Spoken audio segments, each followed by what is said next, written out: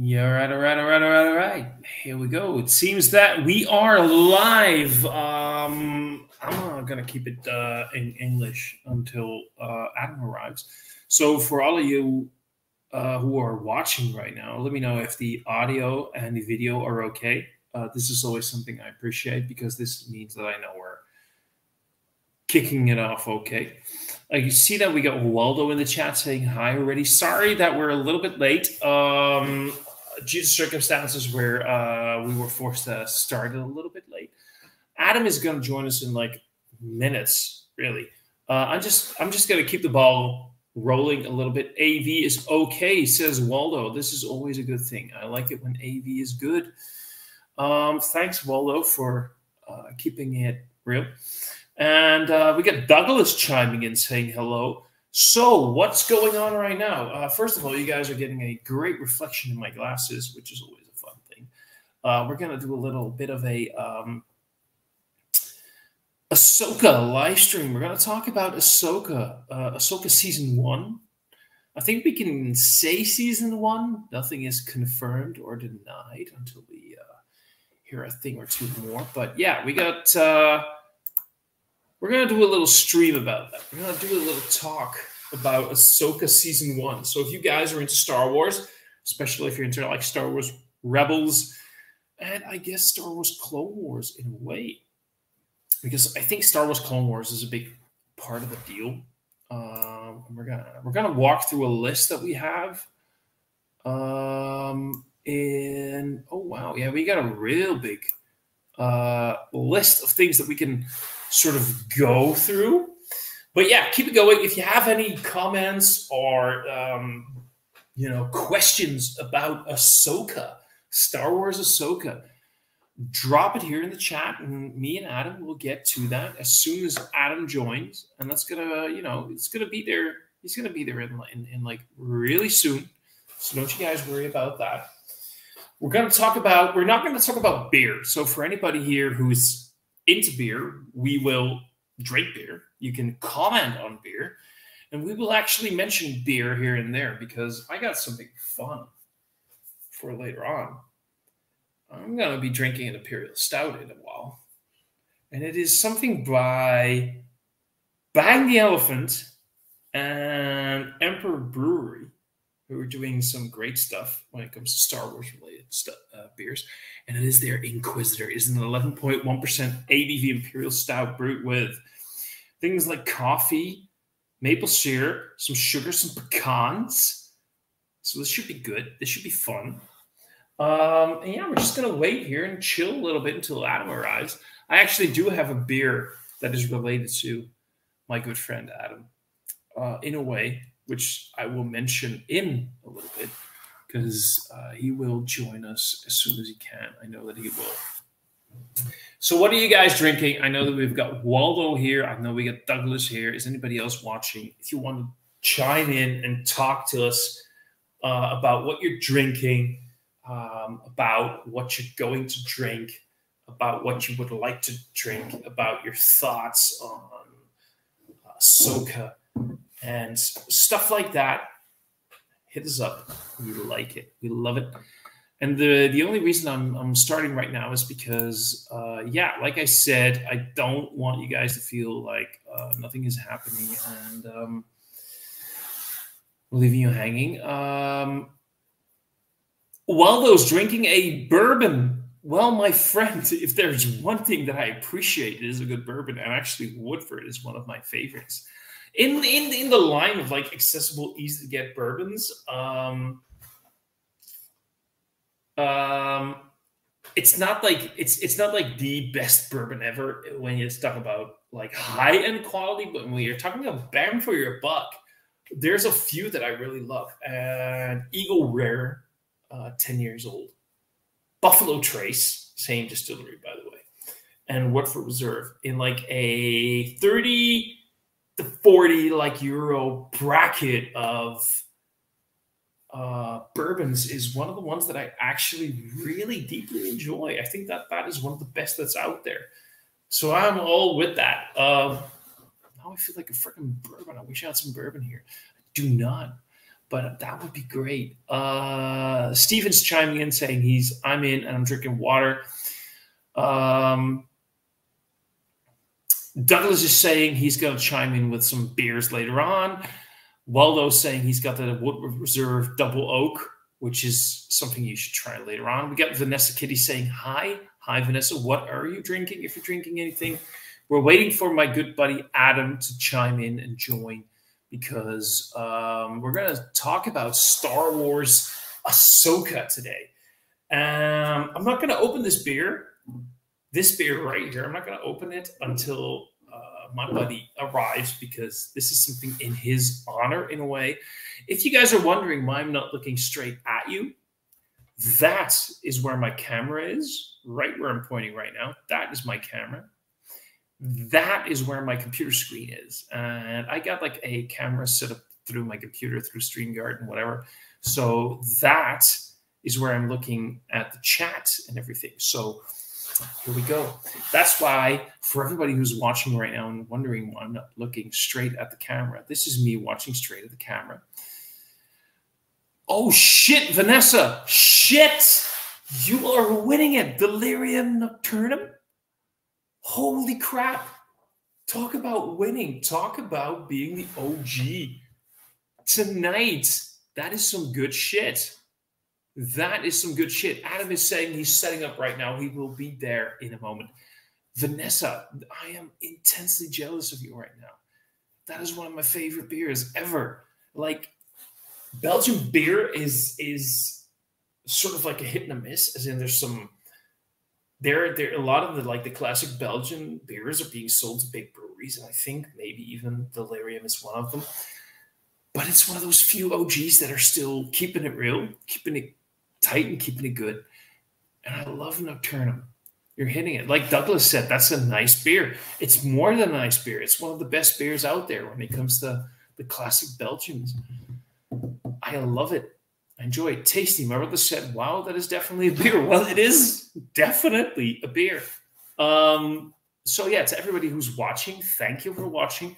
We'll be starting the Star Wars portion of the show very, very soon. Do not worry. We're going to make it fun. We're going to make it happening. And all of that mumbo jumbo lingo, whatever. Waldo's asking Douglas if he bought anything in the sale at his favorite liquor store, because where Douglas likes to frequent, Slijterij Pernis is closing soon, so you can really buy some nice stuff there for a good price. This is me just sort of like being hyper energetic until Adam arrives, but he's going to be here soon. And we're going to start talking about Ahsoka. So if you guys have comments, my brother usually drinks that light beer, Miller's. I've been trying to get him to taste other varieties. Shit, Vanessa, if you want to have somebody start trying other beers, things like the classic Belgians is a good way to start, and something like Nocturnum is a good one. It's like one of those really dark, roasty, toasty, like in a dark roasted bread, toasted bread. I like it. Is my beard askew? I'm looking at my beard. Is this just... whatever. Anyway, so yeah, that's a great one to start somebody off with.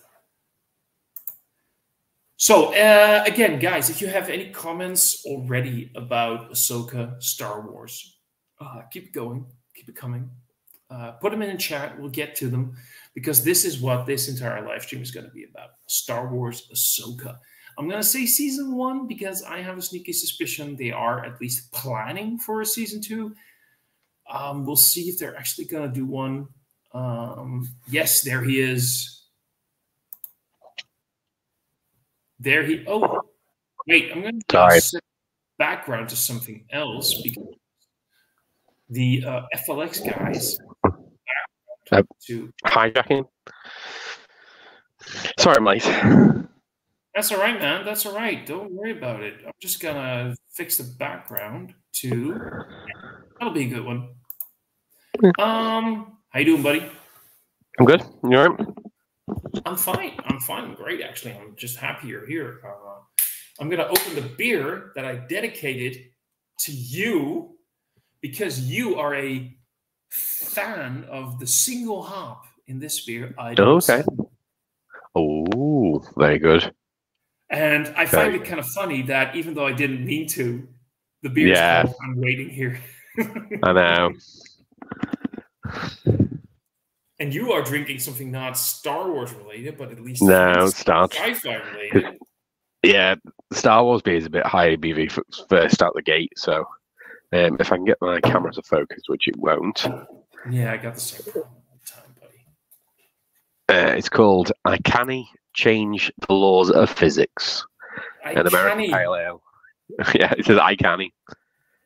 It's 4% Pale Ale from Sure Shot. And it's with Citra, BBC, Mosaic Cryo, Equinox T90, and Cascade T90, which is a lot of hops for 4%. Yeah, I can't wait to see what you think of that because I really want to try that beer. And I doubt it's ever going to get distro here in the Netherlands. But I don't know, because Sure Shot are getting distro at the moment because the guy's got Cloudwater and Vocation Heritage before he started his own. This is a clean. I rinse this glass, but it's still doing dirty glass mafia. Oh, I have that same problem all the time, mate. You would already love the smell of this. Yeah. So this looks westy a little bit. We've got a bit of chill haze on it, but it is not. I was expecting it to be thick, not thick, but look completely opaque due to how many hops are in it. But it's not. It does say American Pale Ale, so I'm assuming it's going to be closer to a West Coast. Mm. Does smell a bit piney, but that Citra piney is right there. Oh, yeah. Cheers. Yeah. Cheers, mate. This is very complex for a single hop. Idaho 7 is very complex hop. It's like it's going from floral to piney to citrusy to a little bit tropical. It's got everything in it. This is almost savoury. It's that sort of.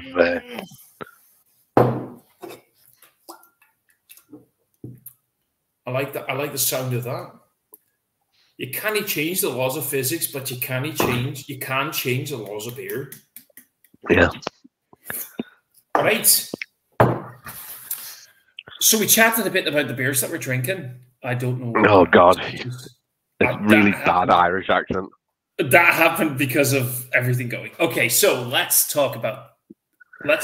We talked a little bit about the beers we're drinking. We like them. Okay. Let's start talking about. We have the list. We'll walk through the list in a little bit, but let's talk Ahsoka. Yeah, I thought this overall series was good. It was good. It was. Do I think it's the best series that they've done recently? No. It's high tier. It's high tier. Mid tier. The end. No. I wasn't a fan. I'm trying to think of ones that are worse than it. There are some. But I think I see what you mean, though. If you're looking at Kenobi and you're looking at what's it called? The Rogue One spin-off. Andor. Andor. I don't think it's touching them. No, okay, I will agree. Andor is the best of the Star Wars shows so far. Yeah. Did Kenobi reached high levels of touching that fandom with so many. It was just laid out very well, and I don't think this was. Ahsoka had more depth to it, more complexity. And here, okay, let's hit one of the notes of Ahsoka. I'm gonna undo that on the list, and that's one of the things here. Was Ahsoka a show on its own, or was Ahsoka Star Wars Rebels Season 5? I don't think it had the same. One, you're losing a lot of characters from Rebels. So Zeb's not in it, even though Zeb's appeared already in live action. Mm-hmm. You've also not got the spy. What's his name? Names are gonna. He was the one that I know who you mean. The blonde guy. He was part of the Empire, but he switched because defected. I know exactly who you mean. And he went at the end. Name. He went. Yeah, I forgot his name. Went to Zeb's people at the end. What's his name? This is really going to irritate me now. No, but I know. I understand what you mean. So they missed a few of the characters, but was it Rebels season 5? No, I don't think so. Because if you think Rebels, it focused on the ship, the Ghost, which was merely just background for this, and it not a lot of background either. It was almost like a B storyline. In the first 2 episodes, the Ghost and Hera. By the way, Hera. I would like to point out that I think that the actress, I forgot her name. Here's a fun fact. Sorry, I tried to get the dog to go out for about 5 times, and now he wants to go out. Sorry, I do apologize for interrupting you. It's okay. I'm going to mention this thing. Can you still hear me, though?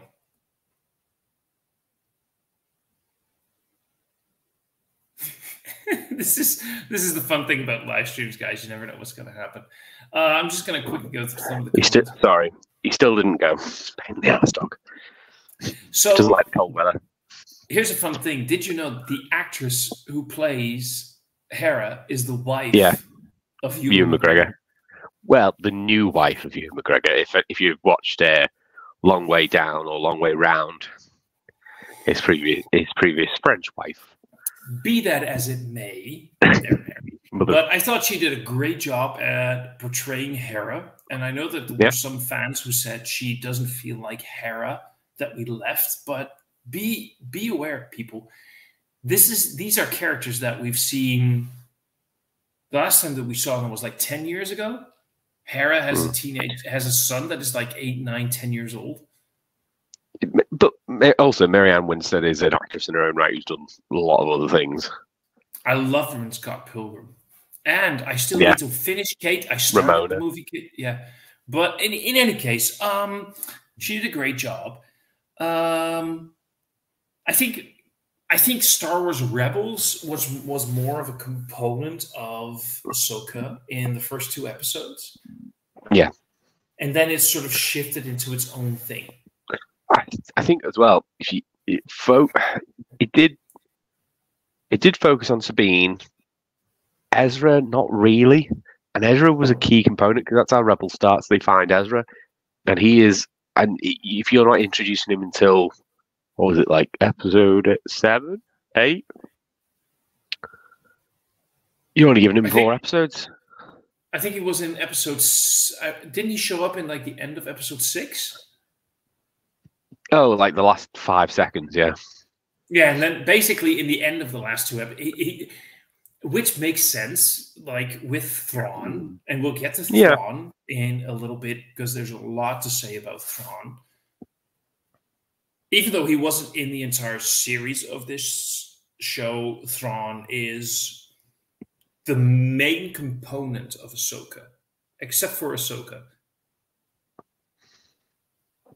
Yeah, I think so. He's the bad guy. You've always got to have a protagonist, and he was that protagonist. But you've got to build up to him, and they did that with the Night Sisters. And to a lesser extent, the Night Troopers. No, but I like how you say that. The difference between a bad guy and an antagonist, because there is a difference there. Yeah, antagonist. Sorry, not protagonist. No, I made a mistake there. Sorry. No. You said antagonist, but here's the thing: there's a difference between a bad guy and an antagonist. And a bad guy is just in modern shows and modern movies. The bad guy is the bad guy. He has very bad motives. He will do very bad things. Yeah. Thrawn, in his point of view. And that is something that Star Wars has always been around, like a certain point of view. Yeah. He just wanted stability. He wanted good things for people. Well, that if you a certain point of view wasn't it a Star Wars novel that was before the prequels, but basically almost was like the building blocks for the prequels. In a way. But if you look at it, Thrawn, I'm not going to talk about that Thrawn from like the good guy, bad guy point of view. Of course, Thrawn was the bad guy, but Thrawn was not your stereotypical bad guy. No. He just wanted peace and prosperity for people and, justice. Does he? That's another thing, does he, though? Because shit, you're getting to the. Thrawn doesn't really have a dog in the fight between the Empire and the Rebellion. He is, well, the background from the novels is that he is a Chiss agent from the Chiss Empire, which is his people, and inserted within the Empire because they are the emerging force within that side of the galaxy. So, are his motives for the Empire, or are they for him and the Chiss Empire? Which is a fair point, but we need to sort of. I want to say we should forget about the EU because the EU doesn't matter, but it does kind of matter because one of my points in the entire thing is about the EU. Yeah. Let's quickly get back to something. Thrawn is just a master strategist who wants peace and prosperity and good things for people in the galaxy. He wants order. He wants order. Now, what is something that the Jedi want? Not necessarily a Jedi Order, because if you look at the difference between what Luke sets up and what was there previously, they're not the same. No, they're not. But what I'm trying to say is this is why this is an interesting conflict, because Thrawn and the Jedi, in a certain way, from a certain point of view, as Kenobi said during the original trilogy, they want the same thing. They are just using different methods to achieve it. And this is what makes him a more interesting antagonist. Sorry, I'm still here. No, I know you are. It makes him an interesting antagonist. Now, before we get to the entire Thrawn part of the show, because Thrawn is pretty big, let's get to Ahsoka. Right? How do you feel Ahsoka was portrayed in the show? I think it's very simple. I did like the flashbacks. I think that was really good. So, yeah, bear with me one sec. So I'm really sorry. It's okay. Guys, live streams are what they are, and I have the luck of, luck. I'm lucky to live on my own. I have no pets, which kind of is a shame because I want pets, but I don't have time for pets. Sorry, he's in a really funny mood today. That's okay, because I was just explaining to people that I have the luck that I'm single and I don't have pets to get in the way of things, even though I love to have a pet, and things. No, he's had a lot of change recently. We've changed bits of the house, so he's very not settled. So Ahsoka is, of course, a completely different character in the show than the one that we left at the end of Clone Wars. She's a master. She's a master in a way, because here's a fun thing. Did you realize that in the opening credits of the show, they are talking about the Jedi Knight Ahsoka, even though she left the Order? Mm-hmm. That's an interesting thing. Exist anymore. No, but they are. I know, but they do mention her being a Jedi Knight, even though she has basically left the Order. She left before she was a knight as well. She never did the trials. Again, exactly. And she was a Padawan. Filoni is not stupid. No, but when you get to this era of Star Wars, those terms become very liberal. For example, Anakin Skywalker never became a master, but when he's Darth Vader in the New Hope, he proclaims, "Now I am the Master." Luke Skywalker never essentially does what's called the Jedi Knight trials. And in Return of the Jedi, he's a knight. This is a galaxy that is redefining itself. It's the Wild West. It's the Wild West. So according to the views of, again, a certain point of view, according to a certain point of view, Ahsoka is a Jedi Knight. Because even though she is wielding white sabers, she says she left the Order. She is, and this is something that I want to get back to because of a certain character in the show.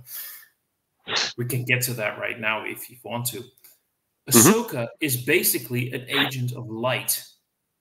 Yeah. And here's the thing that I wanted to get to, because I wanted to talk about Baylan. Okay. And his orange lightsabers. Well, Baylan, I am going to, right now, just to get to this entire point, Baylan is not dark side. He is a dark Jedi. He treads the line between both. No, but that's the thing. He treads the line, but he is not a dark Jedi. And I have a point, but I'm going to listen to you right now. I do, because he's not grey. The grey accepts both sides of the Force. They believe and they channel it. He doesn't. He is dissuaded with the light side of the Force, which I would say means he's a dark Jedi, because he's still a Jedi, and he's still, even when he says to them that he's a Jedi, when he goes to the ship, and he says, "We are Jedi Knights." Mm-hmm. He's not lying. He still considers himself a Jedi Knight, just because he's a bounty hunter, essentially now. He's a knight. He's a Jedi for hire. Still doesn't mean he's not, in his mind, he's not a Jedi Knight. He's just not with the Order. Same with Maul. When Maul comes back after leaving Palpatine as Palpatine's apprentice, he's not a Jedi. He's not a Sith. He's and here's the difference. He's a light Sith. If you want to be more. Yeah, here's the difference. Maul, Ahsoka, they do not follow a specific. Baylan as well, yeah. They do no. Here's the thing, and here's this. This is a setup towards the rest of the show, right? Mm-hmm. Maul does not follow either Jedi or Sith, but he is still consumed by hatred. Yes.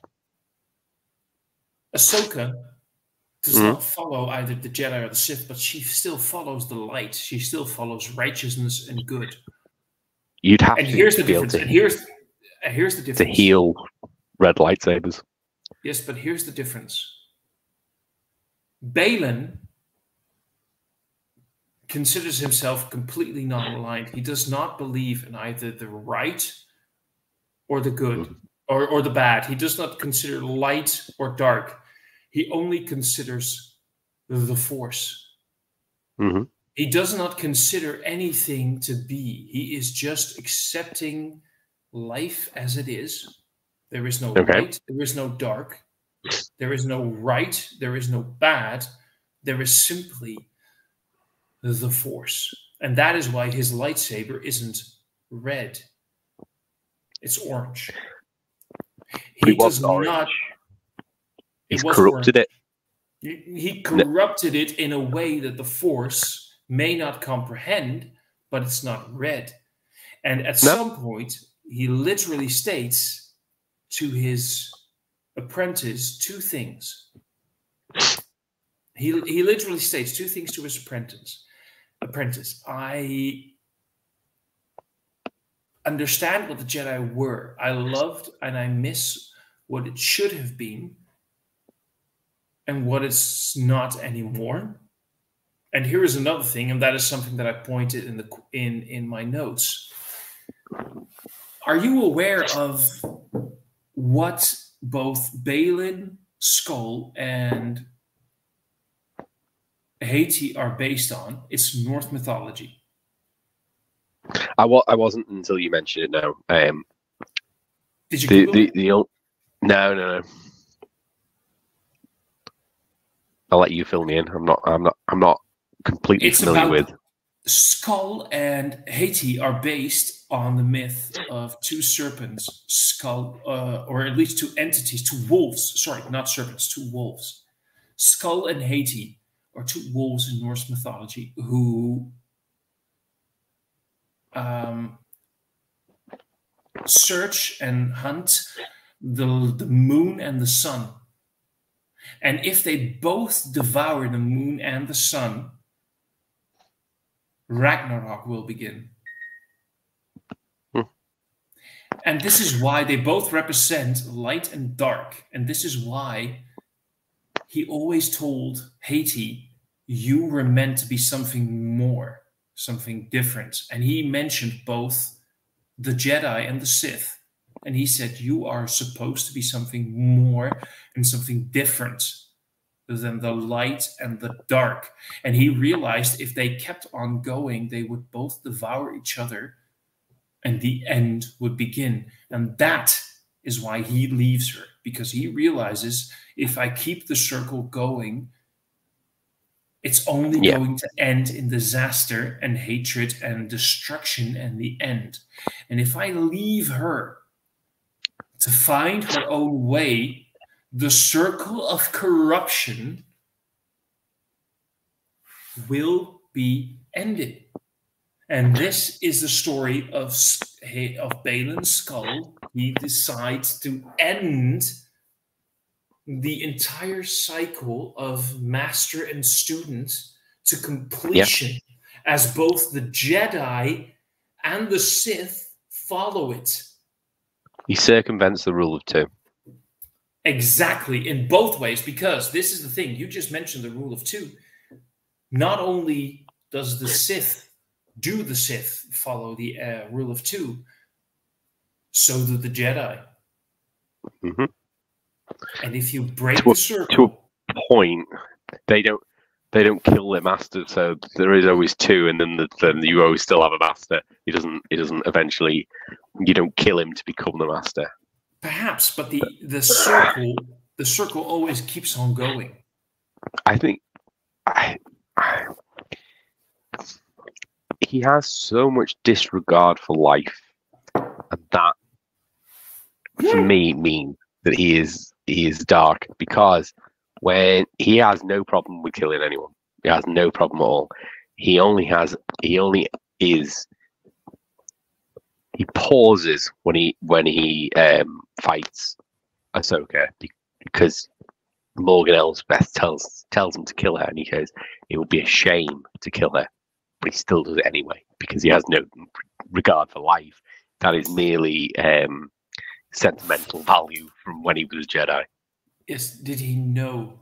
From what I see, he always realized he wouldn't kill her, and I always felt that Balin's skull only killed when he had to, not when he wanted to.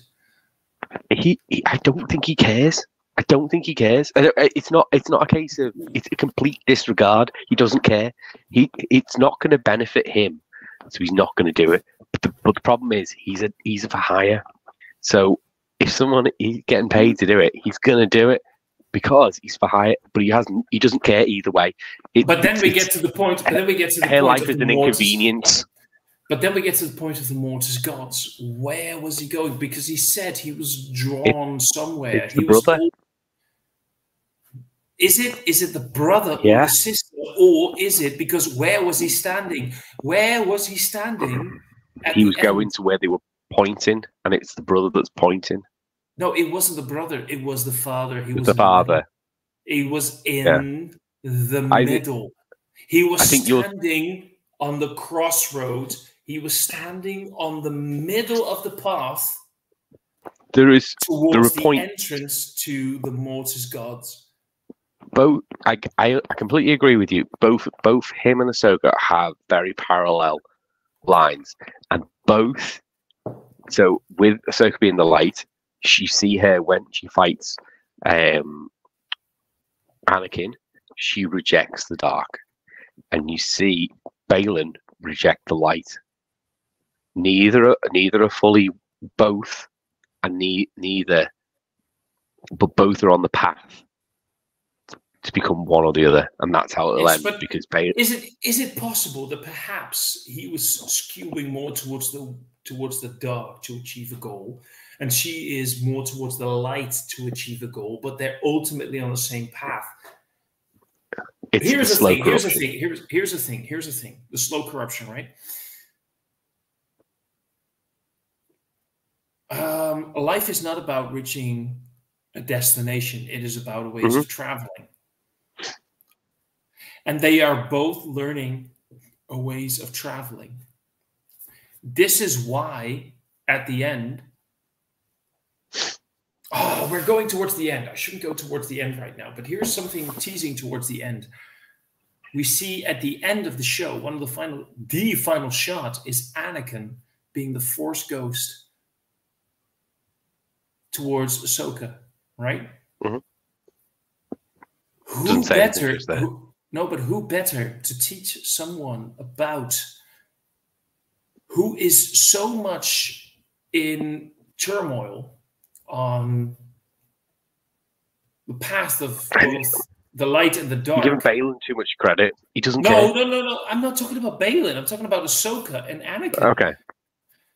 This is what the show is about. So Ahsoka has now Anakin as a Force ghost to teach her about the difference between the light side, the dark, and the right side to travel. This is why Anakin is and always will be the one. He now has full understanding of both sides, the light and the dark. He's the gatekeeper. The mistakes in both, right? And where is this path on the planet that Ahsoka is on? She will be taught by Anakin, the one that is most likely, who is also on this planet, Balin. Sabine. Balin is on this planet, and Balin is right now so much in between the light and the dark, and he is standing literally on the hand that is pointing towards the gateway towards Mortis. He is between the light and the dark. And right now on this planet, there are two entities, both Ahsoka and Anakin.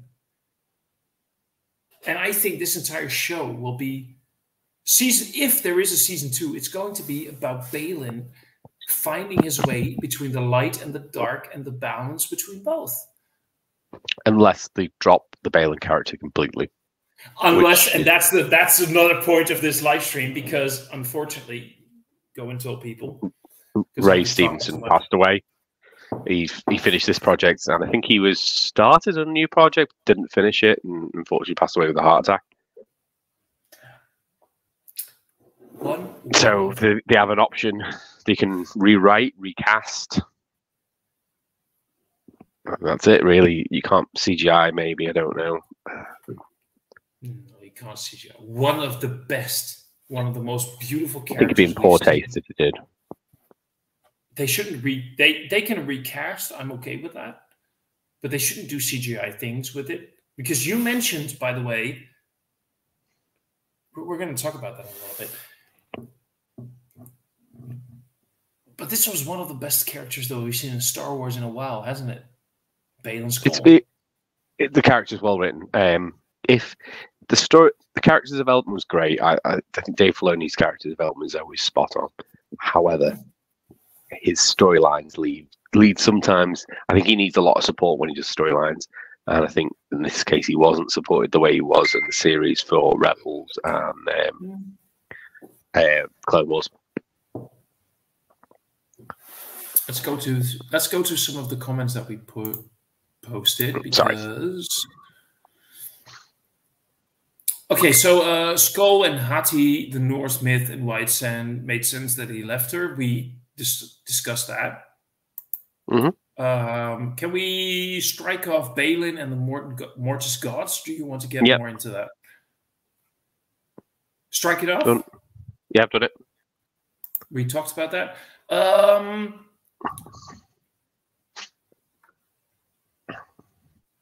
Yeah, there's some stuff that we still need to talk about. There's plenty of stuff still to go on. So I'm gonna go through. Let's quickly do this one. Filoni's episode 1 reference. Did you catch that one? No. Do you know how they were sitting in the cockpit? What's the droid's name again? Chopper. No, not Chopper. Oh, the one voiced by David Tennant. It was Hayden. Yeah, Hayloon. So do you know that at some point they were talking? They had a long journey to go on, and they were talking about that he could recite the chronicles and everything, episodes 1, 2, and 3. Yeah. And at some point, Ahsoka says, "I especially loved episode 1." Yeah. That is a reference to David Filoni, because David Filoni loves the prequels the most, and his favorite episode is episode 1, The Phantom Menace. That is a whole reference to David Filoni loving episode 1.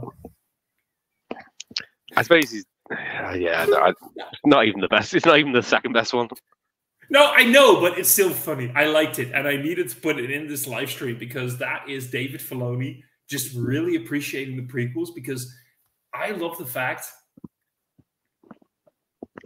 You know what? This is a nice segue into the prequels, into the Ahsoka show.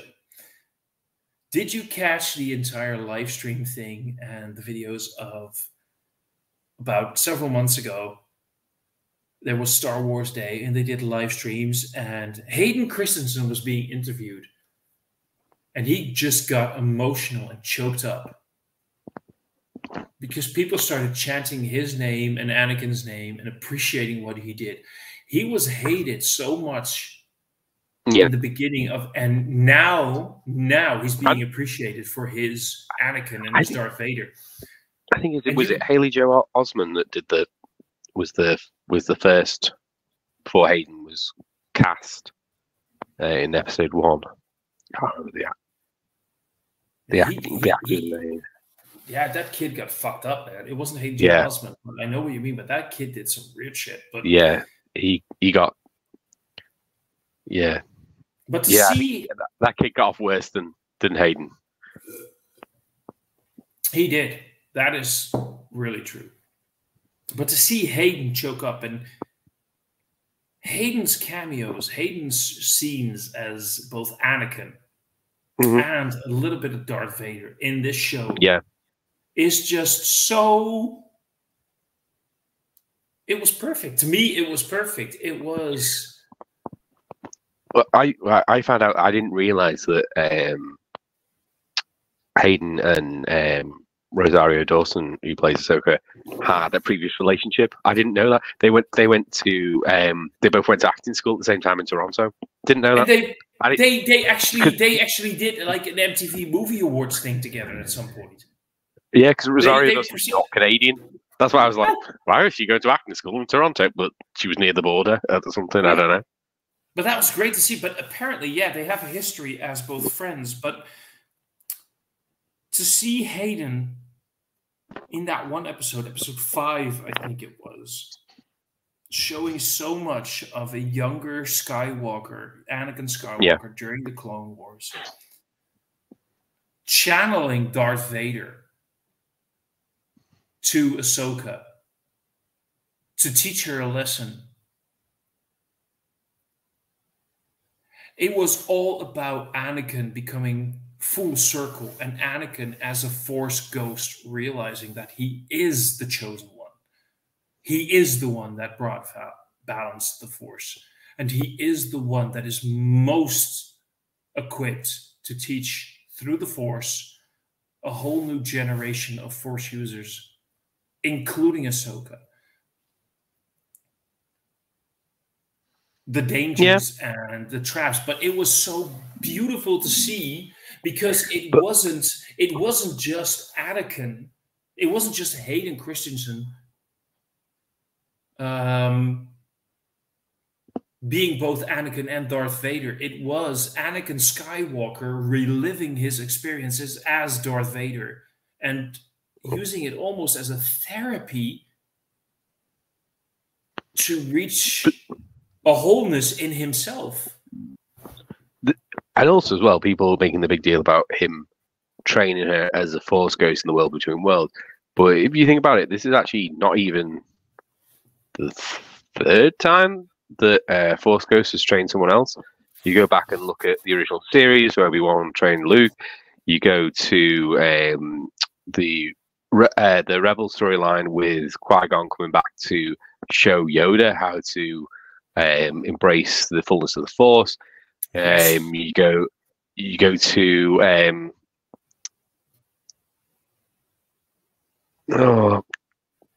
Yoda as well, coming back for Luke.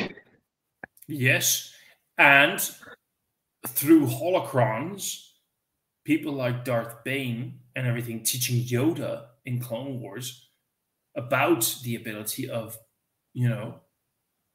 He doesn't actually show Darth Bane, but yeah. It was Darth Bane, wasn't it? Was it not Darth Bane? I thought it was Darth Bane. You don't see it. It's referred to, but you don't actually see it. In any way. Yeah. But it is so beautiful to see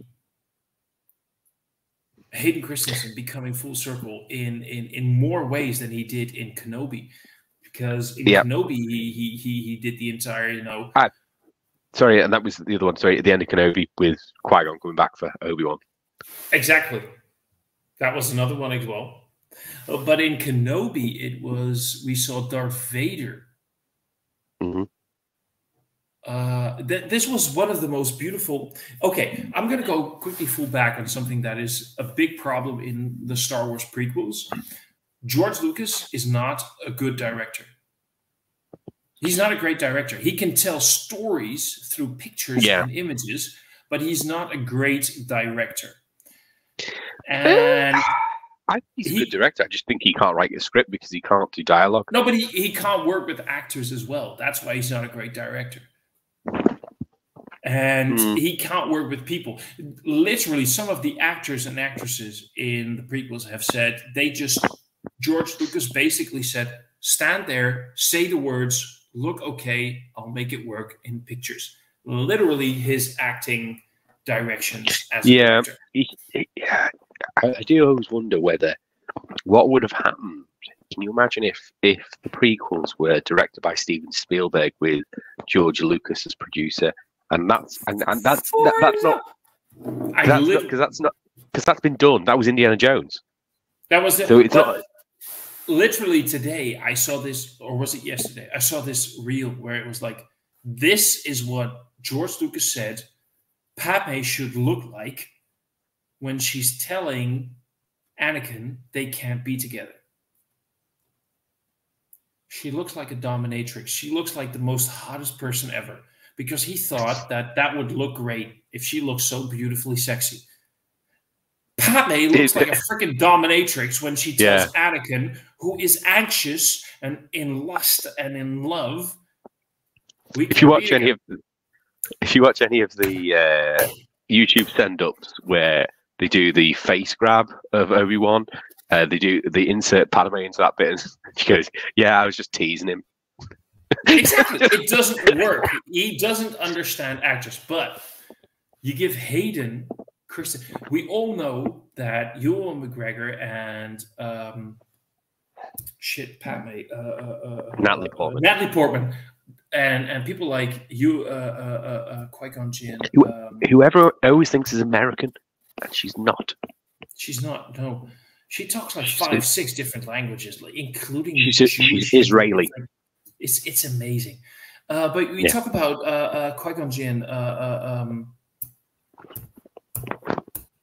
Help me, Obi-Wan Kenobi. Oh, you're looking for the actor. That's Qui-Gon Jinn. He's got a very special set of skills. Liam Neeson, thank you very much. These are amazing actors. Why did they perform so shitty in those movies? Because of George Lucas. George Lucas doesn't know how to direct people. He just knows how to make pretty pictures. A New Hope. A New Hope is one of the worst movies ever made. It looks nice, but editing, acting, everything sucks because of George Lucas. Now, but I don't agree with that. I know you don't.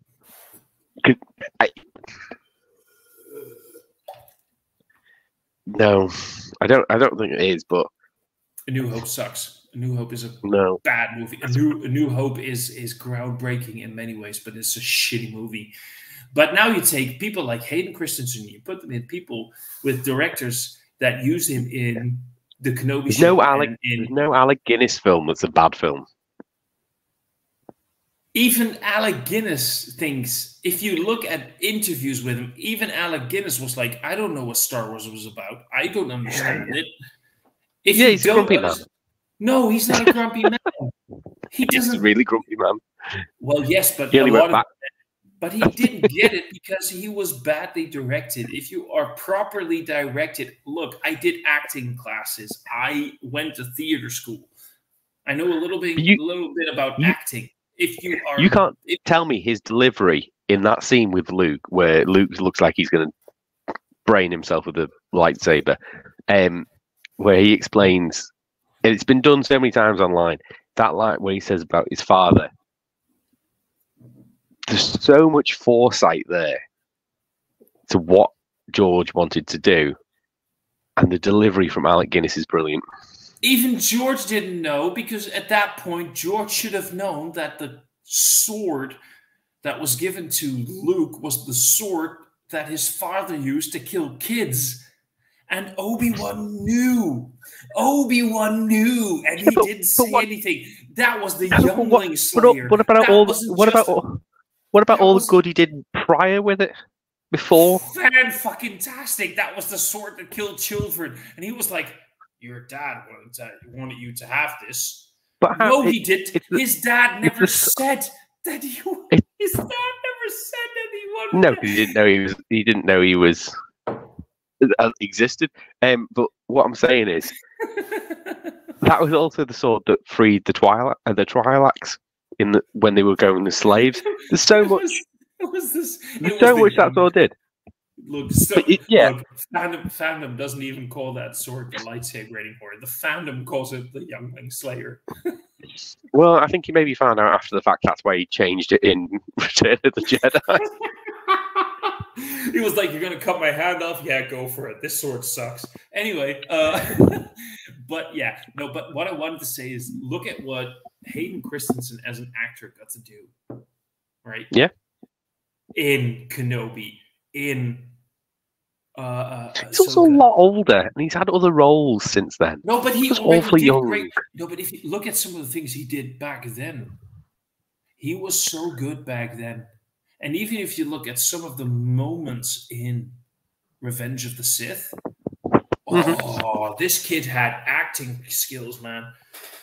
Oh, okay, we should probably get to some of the points in the. What do you want to talk about? I would like to talk about the lack of Freddie Prinze Jr. and how it annoyed me. Okay, who was Freddie Prinze Jr. in Star Wars? And Kaylin Japs in exactly. The master of guy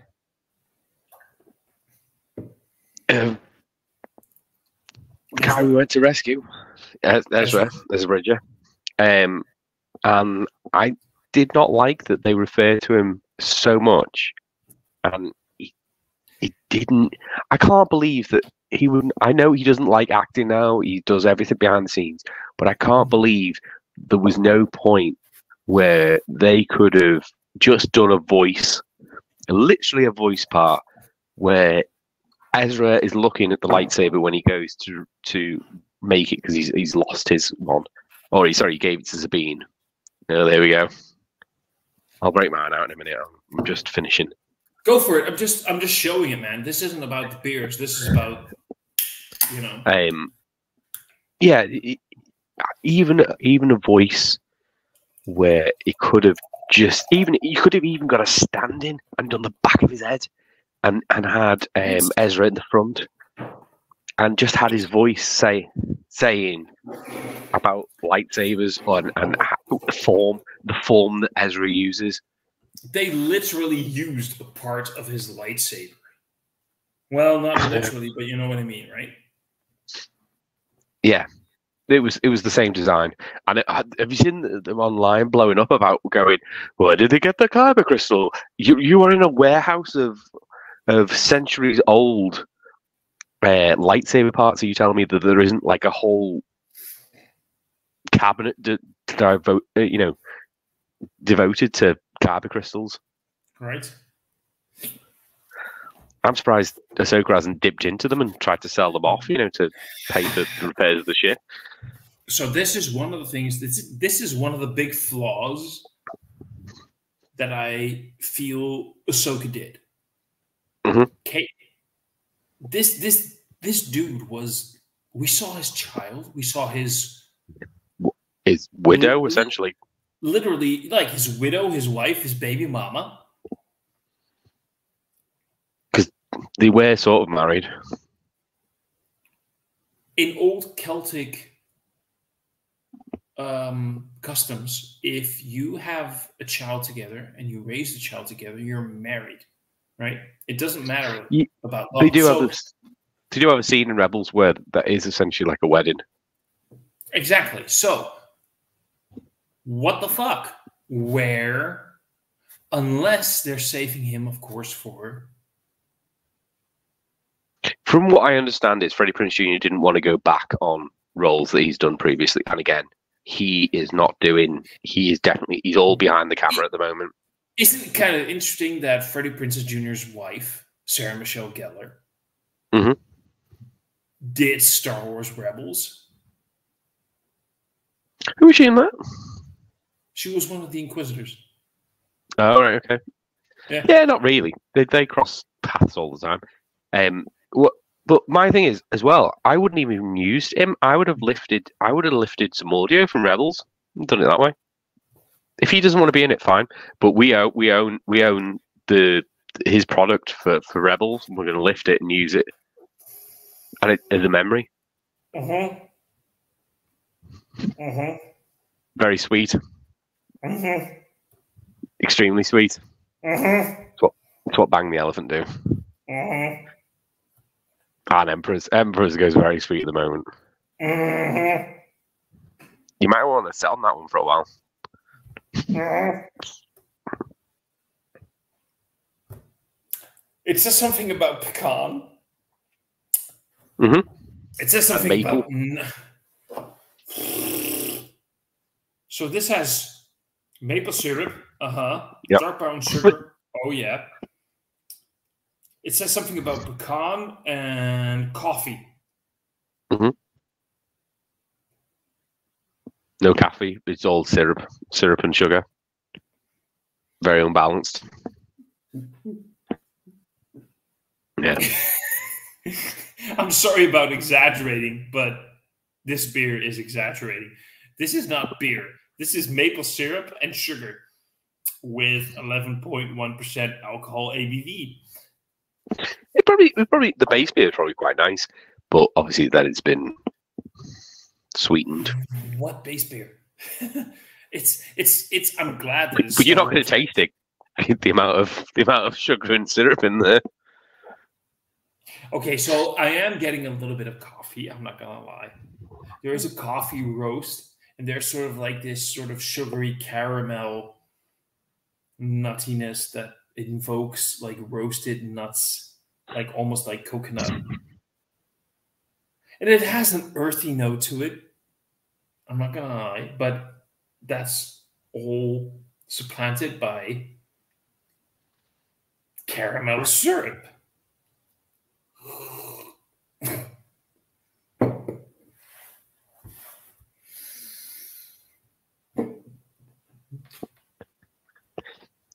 I always think beers like that, if that's what they produce, I would taste it and go, that's going to be a great beer to blend with. And then blend it with something not so sweet so that you reduce that, but you still keep the essence of the beer.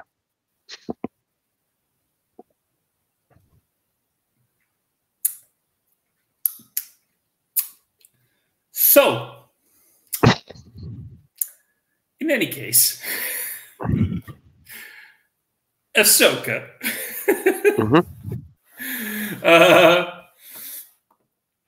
Yeah, Freddie Prinze is his absence. It's very apparent. There were a lot of ways to get him into the show, but I'm going to quickly skip to some. No, not quickly. Actually, I'm going to skip to something. I'm going to go and grab another beer if you want to go through comments. That's all I was going to say. There's no comments really. Okay. But I'm going to go to, while you grab that beer, talk about maybe perhaps we'll see more of Kanan in season 2. Because Ezra, but Ezra could become. Right, I'll be 2 seconds.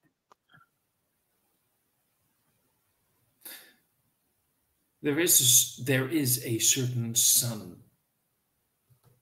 that will receive training, most likely, from a certain Force ability person. Okay, so Ezra, of course, can use the Force. And now that we're back in our main galaxy, Hera has a son. I forgot his name. Jason? No, it wasn't Jason. Hera's son. Wait, I'm going to wait until Adam's back. Adam knows these things.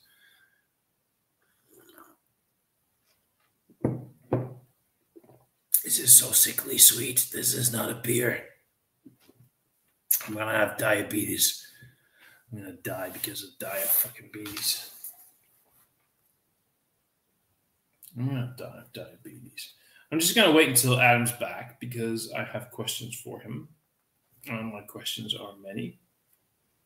My questions are plentiful. Adam,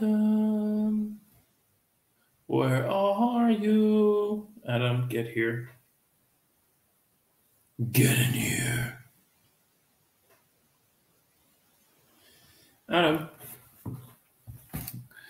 I'm going to wait for Adam to get in here because I would like to know what his point of view is on what I'm about to say. Because I was so stupid enough to... Oh, wait, it's still here. Jason. His name is Jason. Okay, so if Ezra becomes Jason's master, it would be quite wonderful to see Kanan talk through the Force through Ezra to teach Jason. Wasn't Jason one of the Solo kids in the EU? Jason Solo? There was a Jason Solo, right? Wait, I can Google that on my phone. Jason Solo.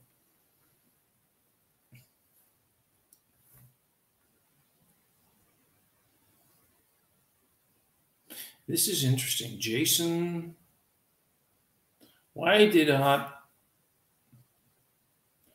Well, okay. I'm going to wait until Adam gets back because this shit just got real.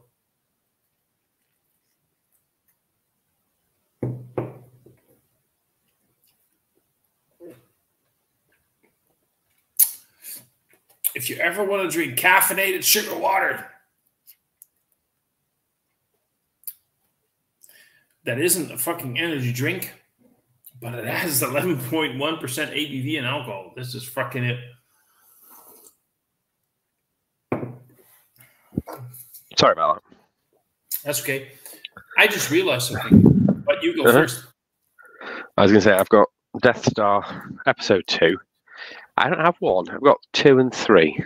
But I haven't got 1. That's what I was trying to find now. Which is a chocolate peanut caramel imperial stout from Northern Monk, and I thought it was collaboration. It is not barrel aged.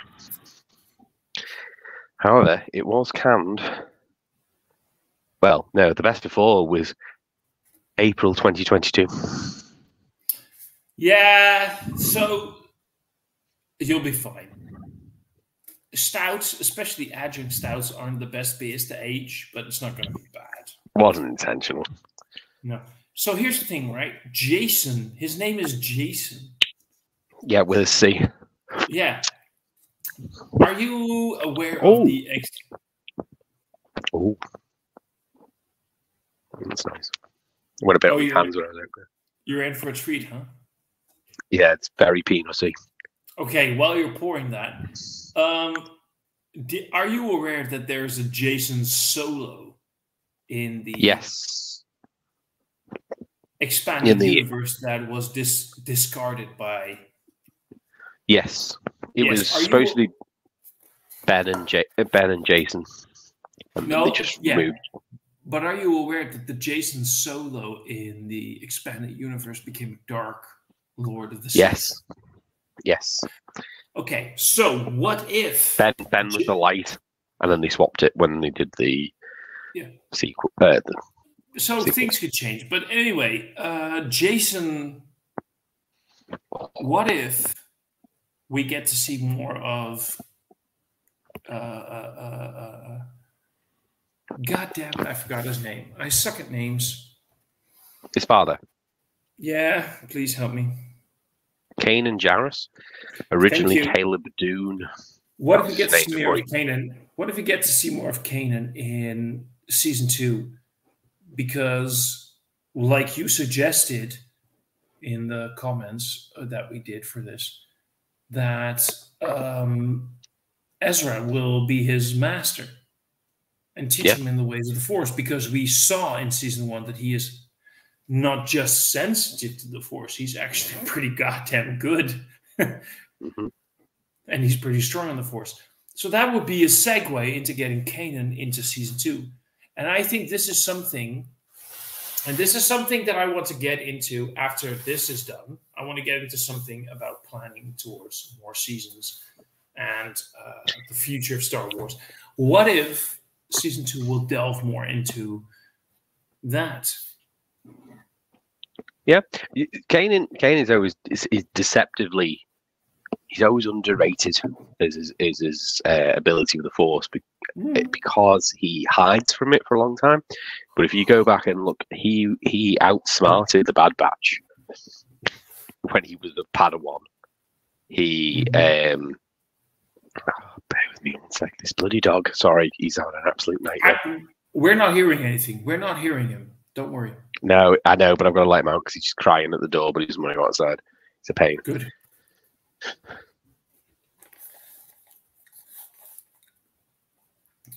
Oh man, people who are rewatching this are going to go like, this is fucking insane. It is really insane. I'm sorry.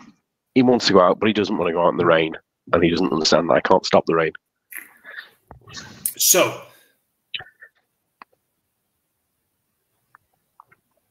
yeah, no, but he's one of the very few. You think Darth Vader in the Kenobi series couldn't deflect fire? Kanan Jarrus, that's his last action. He deflects fire for a good 5 minutes before eventually succumbing. And he gave birth. Well, he didn't give birth, sorry. Hera gave birth, but he sired a child. This could be that he never saw. No, but he could. It would be interesting to see. And this is one of the things that I feel where I feel that Ahsoka is going to be a big part of what the next generation of Star Wars will be. Because here's the following. And this is one of the things that I pointed out in and I'm going to cut this off from what we're going to talk about. Thrawn, the sequels, the Mandalorian, and everything. Yeah. I think Thrawn is going to be one of the originators of the First Order? I think he'll lay the groundwork.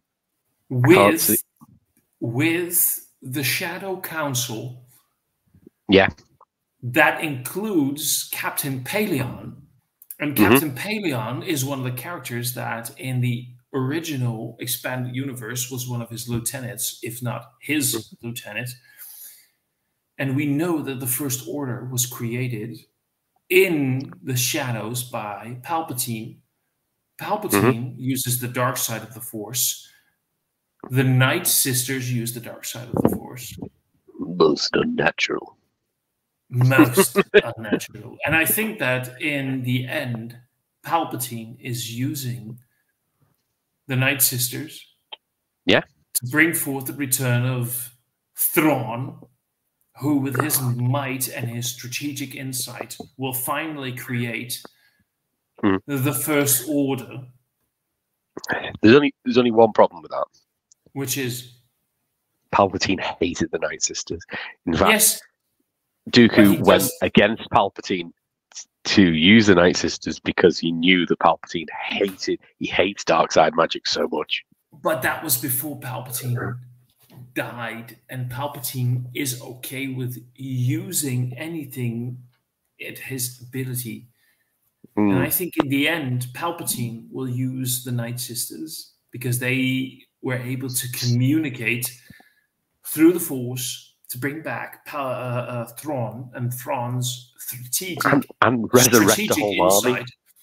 Exactly, and Thrawn's strategic insight will bring back intellect that will create the First Order. That Palpatine ultimately creates to use the final order, and all of that fails. We know that, but I think this, including Kanan, being a part of Kanan, will be part of ultimately rebuilding the light side. This is why Ahsoka is important, because Ahsoka sets up both recreating the light and the dark in a way that the sequel trilogy did not do properly.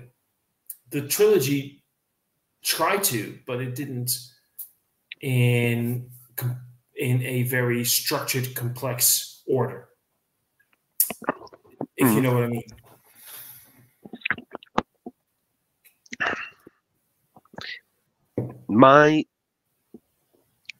I think we're going to head. I don't think Ahsoka makes it out of the final conflict with Thrawn because she's a voice to Rey, and all those voices are dead, and she's the only one that's not.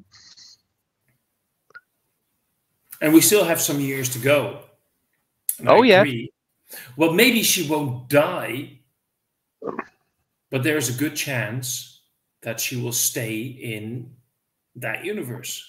I think she does what Obi-Wan does, and doesn't get killed, but releases herself to become one with the Force. I'm one with the Force, and the Force is with me. Yeah, I know they're gonna have to do a lot of retconning, I think, though, to improve the last trilogy. The sequel trilogy gave us some very good ideas, but it was very badly executed.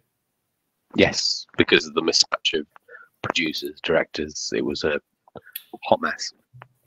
Rian Johnson. I'm going to say one thing. I know fans did not like The Last Jedi. He's American. He's American with a Welsh name, and in Wales, that name is Rhiann, which is a boy's name. Yeah, because with one N it's a boy's name, with two N's it's a girl's name, and he I always see his name as Rian Johnson and not Rian Johnson. Having said that, I think that even though a lot of people did not like The Last Jedi, I think it gave a breath of fresh air to the franchise, because let's face it, The Force Awakens was just not just a reboot, it was a remake. It was, yeah. And The Last Jedi did very Chewie eating porgs. Maybe, but you know, The Last Jedi was like a lot of original thought. It was a lot of original ideas. I would have been very curious at his sequel to that movie.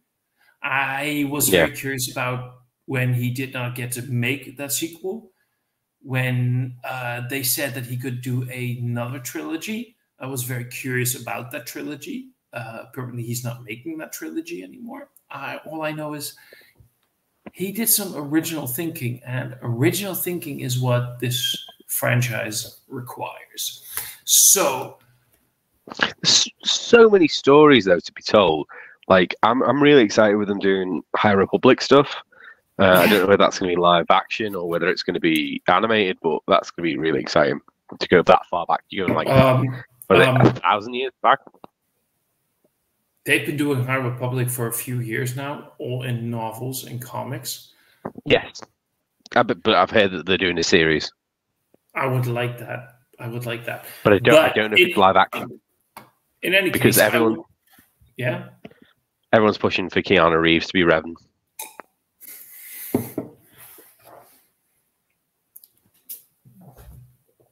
We can do a whole live stream about Knights of the Old Republic and its sequel game. Just to go back to the stuff we've got on the list. Something really, really, I put it right at the end because it was really finicky, and it's not anything that's like very important. But the force push pull method, God, I hated that. I hated that so much. So stupid. It was the stupidest thing I've ever seen. I liked it in the action sequence as it was. But when they started that entire sequence, I was like, "Oh no.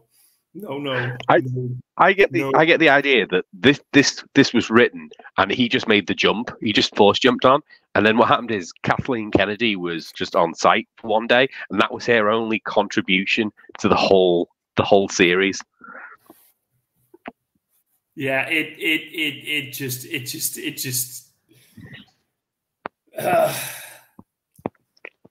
No. That entire sequence, that entire sequence, it failed because we know it was Ezra. Yeah. They casted somebody to play Ezra. And they wouldn't let Ezra die just like that. So to just have that sequence and have somebody force put it just took all the it was just stupid. It was just stupid. It just didn't work because we were all like, yeah, that's gonna work, and it doesn't make sense because a force push is one thing, but this is just my thing as well. Like he pushed and then jumped, but what did he jump? He jumped and then she pushed him, but force push is never straight. So why was it not? Flunk. It's not like. It's not like it's not a lifting hand. Yeah, exactly. So what really should have happened is he should have hit the side and gone slip down. Do you know what it felt like? That's just so stupid. It felt like fucking Super Mario Brothers. It felt like Super Mario Brothers. Boom. Nothing there worked. No, it just didn't. And if the entire here's the thing. If the entire force push happened at the exact same moment as the force jump, right? It wouldn't have made any difference because it's still the same force. No, but it would have given him an extra push in the jump. At the moment he jumped and she pushed. Yeah, but it wasn't that. He jumped and then he was like about to fall, and then she went, "Oh, push!" No, but that's what I mean. At the moment he said, at the moment he was walking, at the moment he was walking, at the moment he pushed himself off from the floor, she gave him the force push. It would have been a force jump / push, and it would have accelerated. It would have, you know what I mean? It would have. You know what I would have preferred? Yeah. Him to have found some higher ground, run. hang on. Run, jumped, got his lightsaber out, and used that to pull apart the ship and to halt his fall. I get that, but the moment if she was like, I'm going to force push you, the moment you push yourself off the ground, it would have strengthened his original. I'd like to point out this is the first thing that Sabine has actually been able to push in the whole fucking series, and yeah, but I would thank you because that's one of the things that I actually put in the list: Sabine and the Force. When, where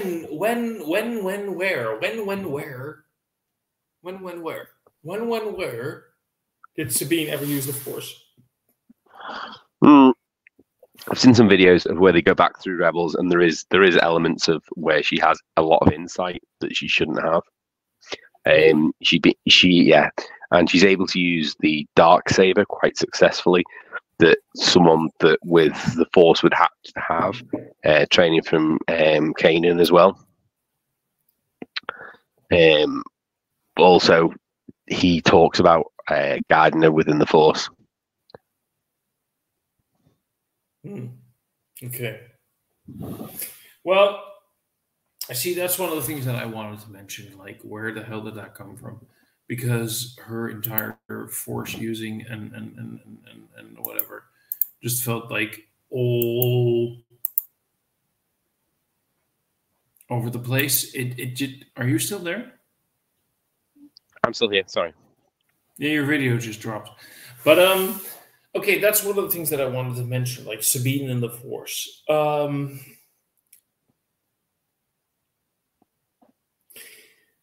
It felt a bit forced that apparently Ahsoka had been training her to use the Force for a while. But she hadn't. She had no. She had no sort of. However many years, she never showed any sort of aptitude to the Force, and suddenly now she's able to do a Force push.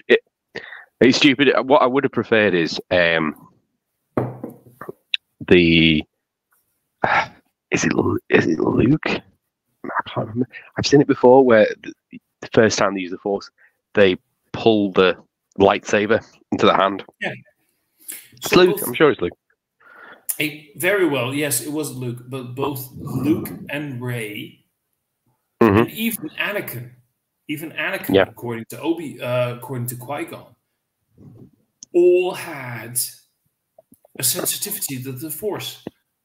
Yeah, and I can't remember Sabine ever having that. But I will defer to you, Justin, to say that it did come to. Yeah, she feels things and stuff like that. It does happen, but they're very not majorly part of the storyline. It's mainly where they're training with Kanan when she's using the darksaber. I have to rewatch Rebels because Anakin. And there was a very good point that I saw online that someone had made that she's actually related to the only Mandalorian that was a Jedi. She's a direct descendant of Mandalore the Great. I'll take that. I'll take that as, because I know that a lot of fans were screaming that Rey should not be so strong in the Force. I think that's bullshit because You know, first of all, Rey is the granddaughter. Rey, exactly. She's cloning, so it all makes sense. Just like Luke, because of the Skywalker lineages. Sorry, I'm just looking through some of the comments. I tell you what's another good point as well. I'd love to see.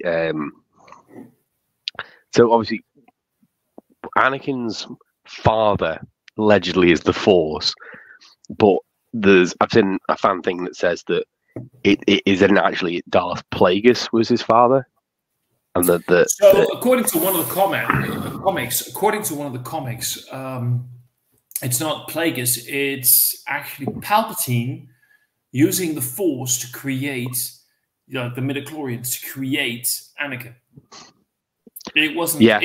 According to the comics, God, if there was ever anything I hated, it was midichlorians. Well, midichlorians, but that was not comics. But in the comics, apparently, Palpatine is the one that used the midichlorians to do the Force to create Anakin, which means that in a way, Palpatine is Anakin's father. The one I saw, it was Darth Plagueis, which is why. No, it was never Plagueis. Yeah, no, but I know what you mean. But there is literally in the comics there is sort of like a vision thingy, whatever, what that Anakin has, or when Anakin is already Darth Vader, where he sees Palpatine using the Force to create him. In the comics, there are literally panels of imagery that show Palpatine being the one that used the midichlorians to create Anakin. This is why in Episode 1, The Phantom Menace, Palpatine says, something that he said, we'll watch your career with interest or something? Yeah. Because he is aware that he is the one that created Anakin. He is aware of what he did. And Shmi actually at some point says, there was no father, I was just pregnant. Yeah, she says that's quite wrong. Yeah, apparently that was Palpatine. And I hate that. I think that is one of the baddest writing excuses in the comics and the extended universe ever, that it was Palpatine. It should have just been the Force. No midichlorians, nothing. It was just the Force creating. No, I like it being. I think if it was Plagueis, and that's the reason why Palpatine wants to be his master, because Palpatine kills Darth Plagueis. That's how he becomes a master. And it's very late on in Palpatine's run as a Sith that he actually becomes a master. In the comics, I get that. In the comics, it's obvious that it is Palpatine, not Plagueis. I understand that you want it to be Plagueis, but personally, I don't want it to be anything. I just want it to be the Force, not midichlorians or whatever. I just want it to be the equation. Yeah. You want it to be Space Jesus. No, not Space Jesus. I just need it to be. Doesn't have a father? Space Jesus? No, it's the Matrix. Do you remember? You watched the Matrix? It's the equation. That annoys me. Yeah, no, I wasn't a fan of that whole trying to explain it. He's not Thomas Anderson. He's the thing that's repeated over and over again. Equation solving itself. Life. It's almost Luddite. It's Luddite, according to Michael Crichton, writing the original Jurassic Park novel. Michael Crichton was a Luddite. Michael Crichton hated technology, right? Michael Crichton. Yeah, he wrote it on a typewriter.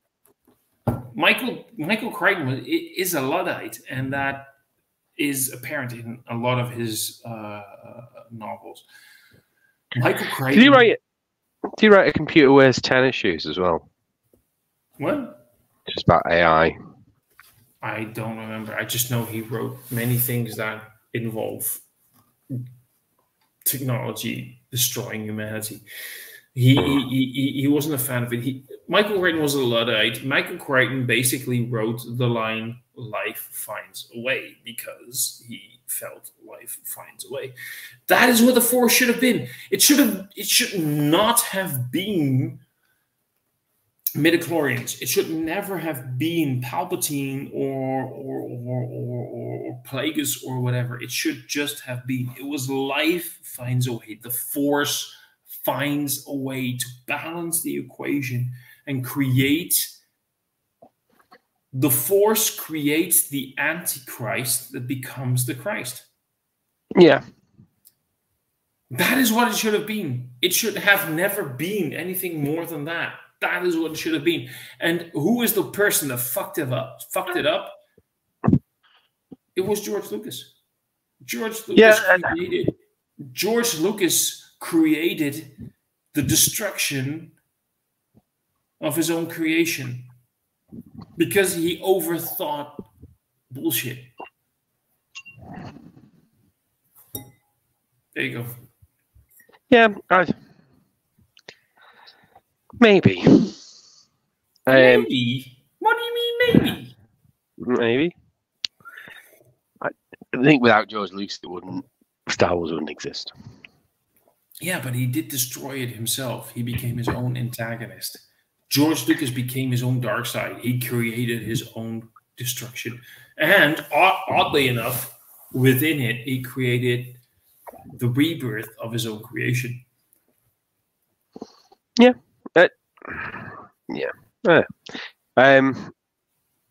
Do you want to speak about how Luke versus Thrawn is not going to be a good thing for the movie if they do it? I would like that because I agree.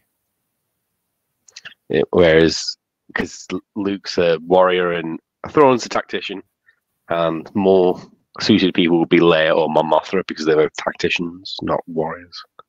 Oh, I like you. I like you because Luke knows smart. He is. He's just that's not his strength. Luke. Let's be honest. Luke is the person we saw this in the Mandalorian. Luke is like the get the lightsaber out, poof, poof, poof, poof, poof, and then go like, He's a man of action, not thought. Yep. So, go for it. So, if that's the case, we saw that C-3PO spoke about Leia, but we didn't actually hear from Leia. Mm-hmm. Obviously, with the passing of Carrie Fisher 4 years ago now? 3 years ago? 4 years ago? Oh, even longer. 5. I think, like, wait. Let me Google that. I'm saying 2019. 4 years. 4 years? I'm Googling it. Shh, Jesus, no. This is not right.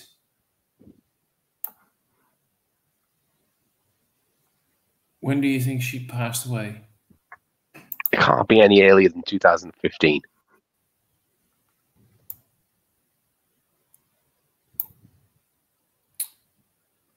She passed away December 27th, 2016. Okay. She passed away almost 7 years ago. Yeah. Okay. That's believable. If you said, it's like, believable, but I don't. 2011. Oh, they're gone. No. But so how are they gonna introduce Leia? They can't keep using C-3PO. Although Anthony Daniels, I'm sure, is glad of not being in the suit and just doing the voiceover now. Would like to say though that entire sequence was brilliantly done. I just want next series. I want C-3PO just to speak to Chopper and just to go, "What do you mean you want to kill everyone?" Just that one line, and then just move on to something else. Yeah, that would be fun. Chopper in this, like, I was not aware of anything he was saying, and when you saw these videos coming online on Chopper's dialogue, what? No, he plays for keeps. He plays for keeps. He doesn't mess around. No, But in any case, what you were saying is Carrie Fisher. Mm-hmm. Having C-3PO in that one moment being her voice. She's her envoy, yeah. Made absolute sense. Mm-hmm. She's too busy. Yeah. She's too busy.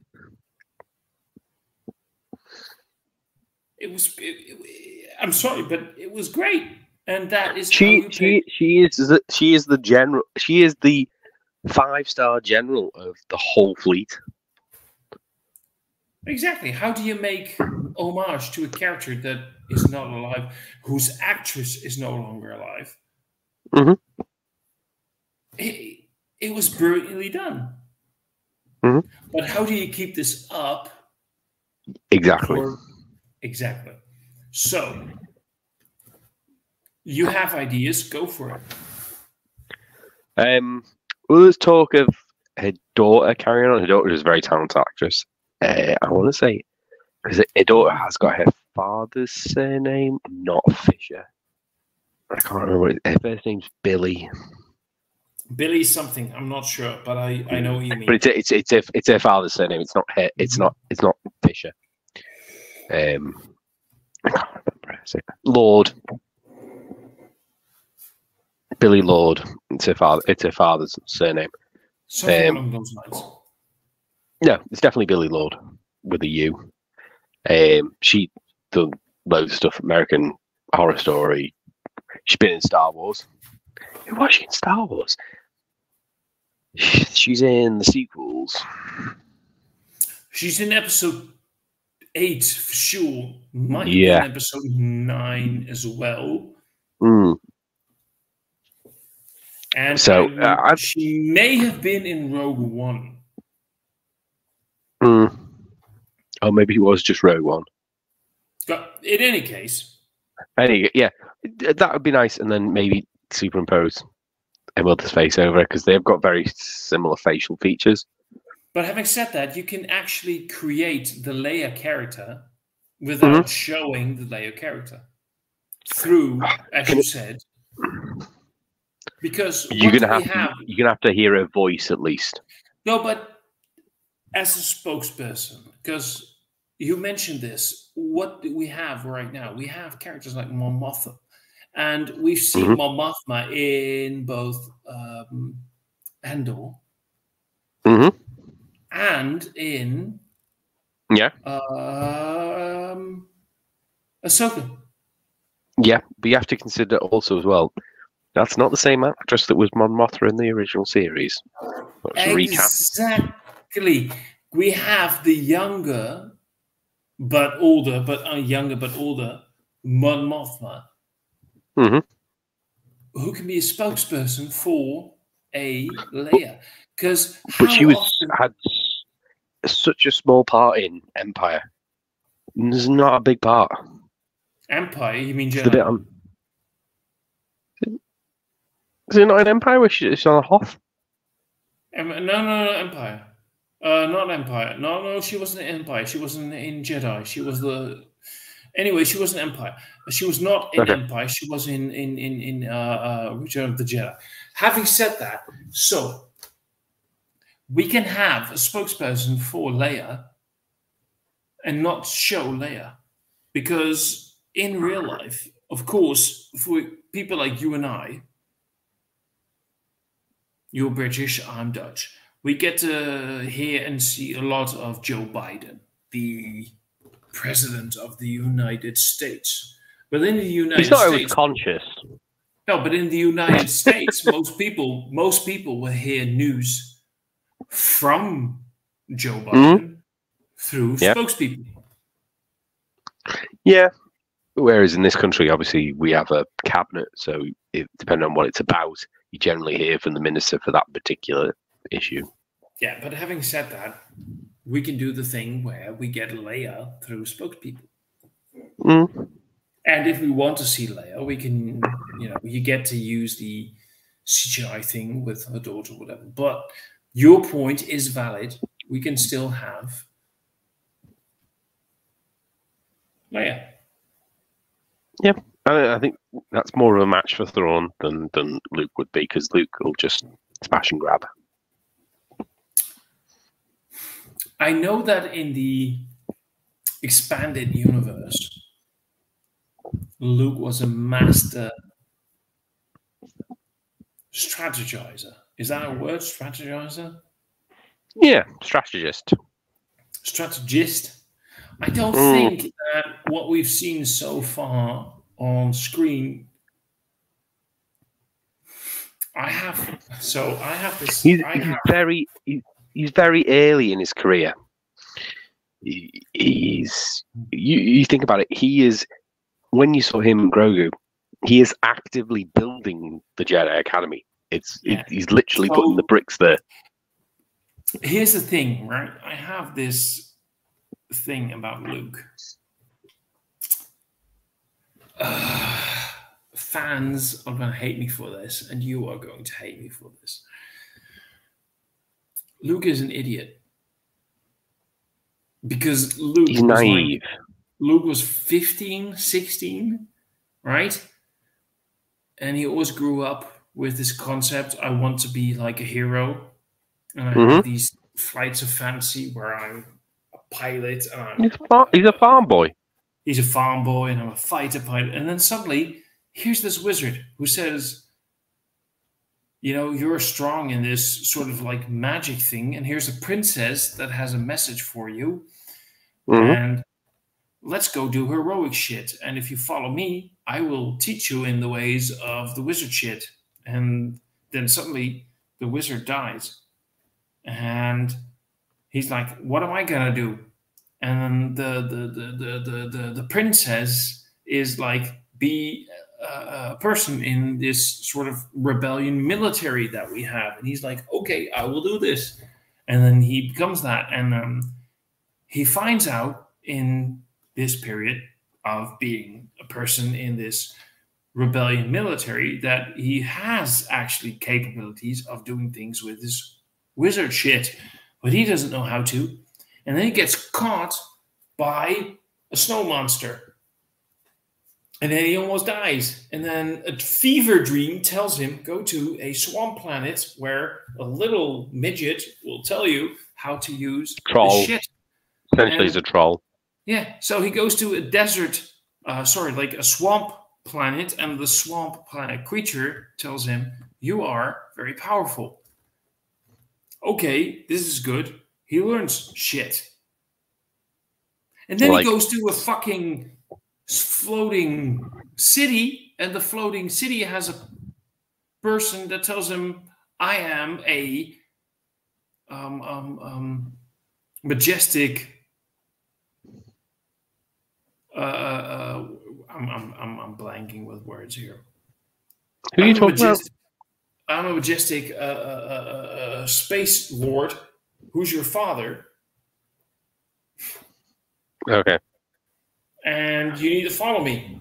And then he's like, wait, what? What am I going to do right now? So he sort of disappears, and apparently everybody knows that Vader was his father, but nobody told him. I don't think that's widely known. Ben and Yoda knew Vader was his father, and they never told him. He's like, you guys suck, but I still am going to follow your ways, and I'm going to follow everything that you taught me, so I'm going to build a Jedi Order. He understands he's not ready for it. Exactly. He's only ready until he's told. He's not ready for it because a space wizard and a little midget told him, you need to follow our rules, and our rules basically suck because of our rules, your father killed younglings and abandoned his mother. I don't think he knows. You don't think he ever gets told that. No, but you know what I mean. And Ahsoka never tells him because Ahsoka wasn't there when it happened. Yeah, and Ahsoka literally... No, but literally, this massive Ahsoka says, you're so much like your father. Yes, when they first meet, he's so much like how she remembers him when she was a teenager. But no wonder Luke is fucked up. No wonder Luke is not capable of building a Jedi Order, because he was in his teens, too Yeah. old to be taught.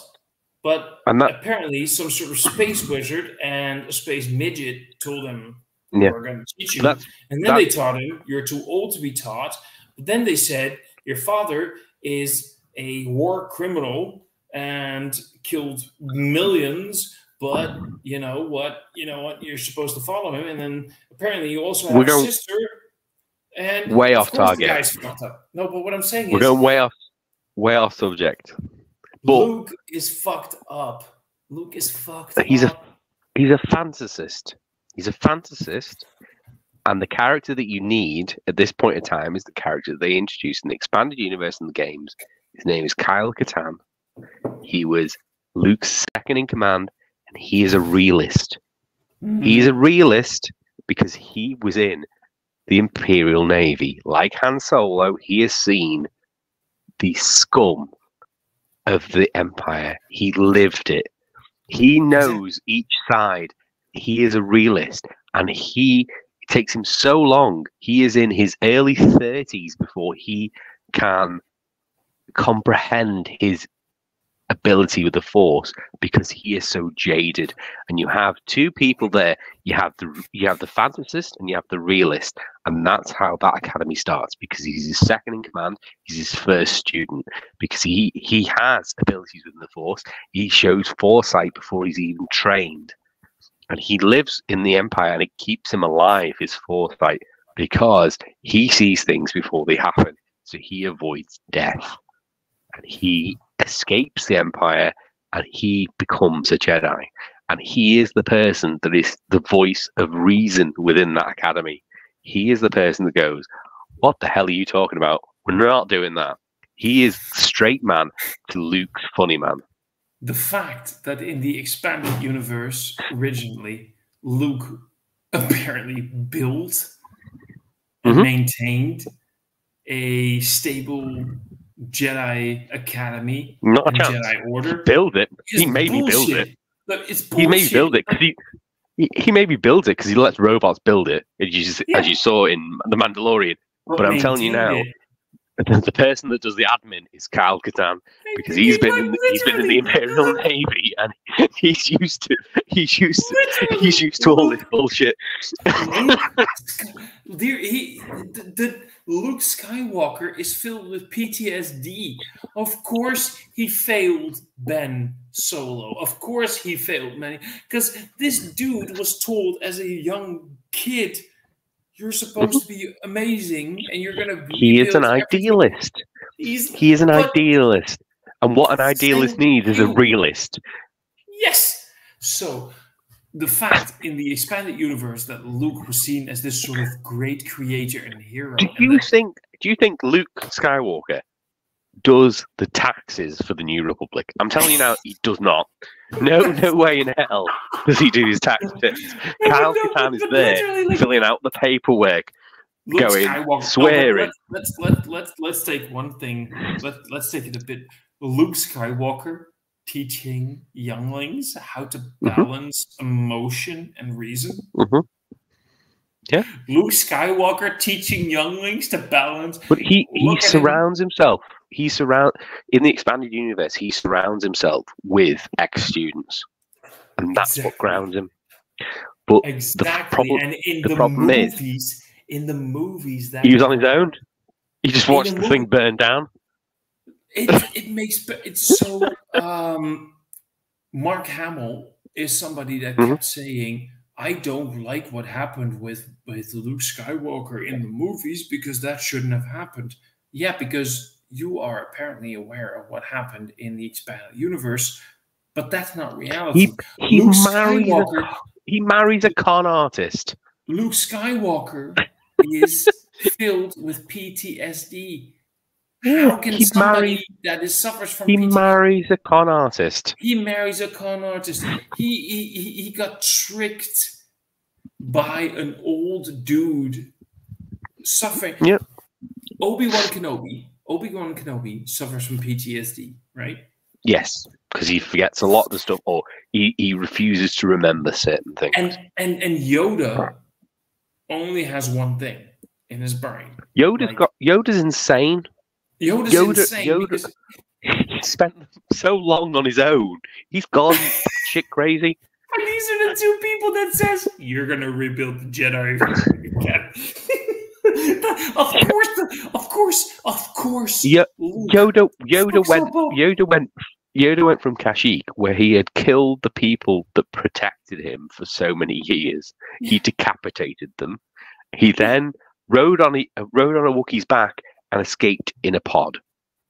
He then landed in a swamp planet alone for decades.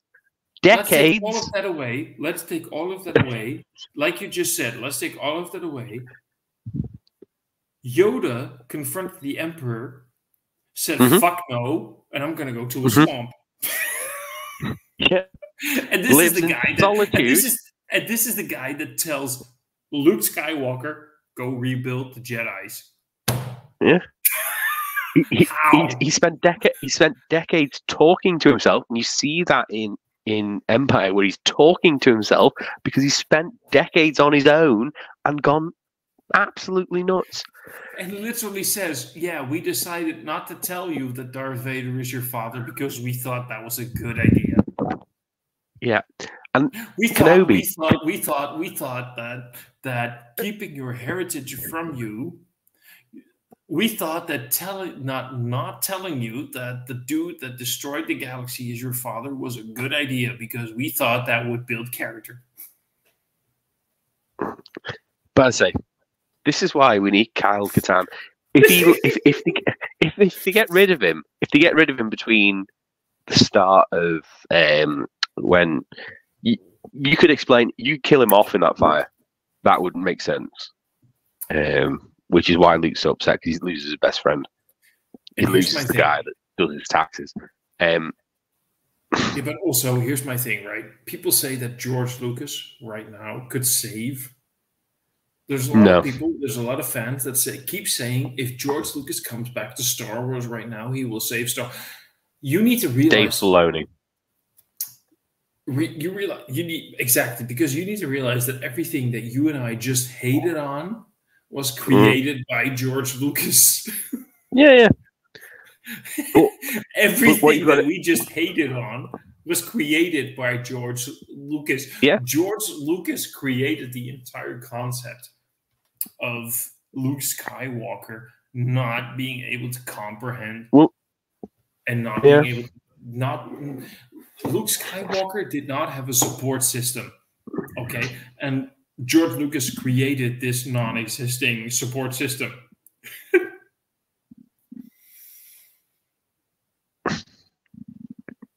That's it. Telling you, Kyle Katarn. He's also the only Jedi I've ever seen that has a old school I can't remember the word, what it's called, but it's basically a shoulder, essentially what shields your shoulder.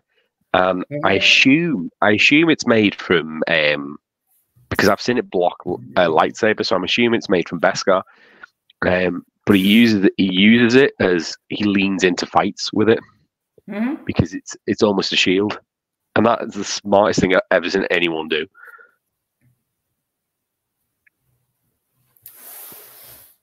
George Lucas fucked up Star Wars. Okay. We've been going for 2 hours. I tell you what, we spoke about it before. He marries a con artist, which is Mara Jade. Do you think that Thrawn is the one that introduces her? Because in the expanded universe, it was Palpatine.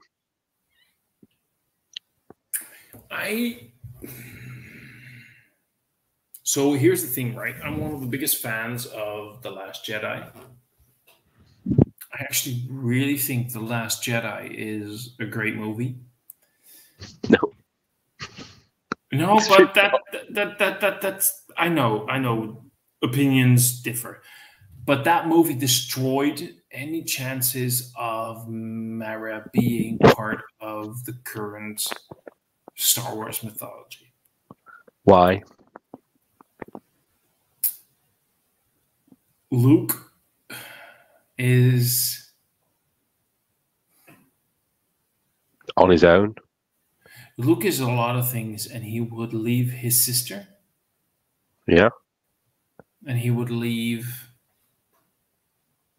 his nephew. Okay. Luke would not leave his wife. If she was alive.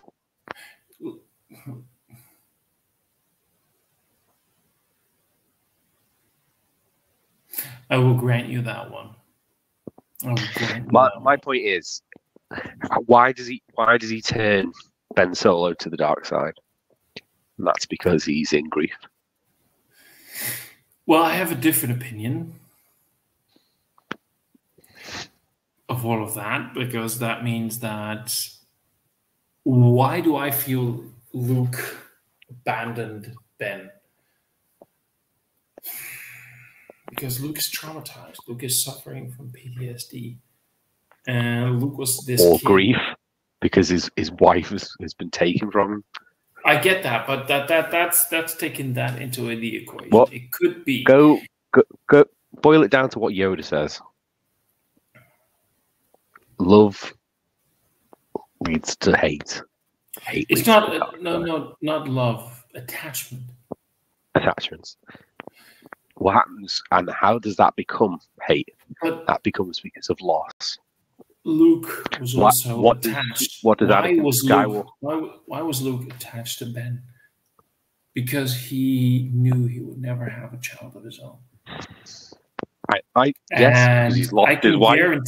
I can guarantee you, he's lost the love of his life. That's the only way. When I spoke about retcons, this is what I'm talking about. You have to give reasons to, in the sequel trilogy, things that make no sense. And the thing that makes no sense is what he does. But if you can understand that he's going through grief because his wife has been taken from him, maybe even only like 5 years into the marriage. He is going through grief, but not in that way. Because he realizes he will never have. Luke was raised by Ben, and Luke was raised by Lars. Yoda.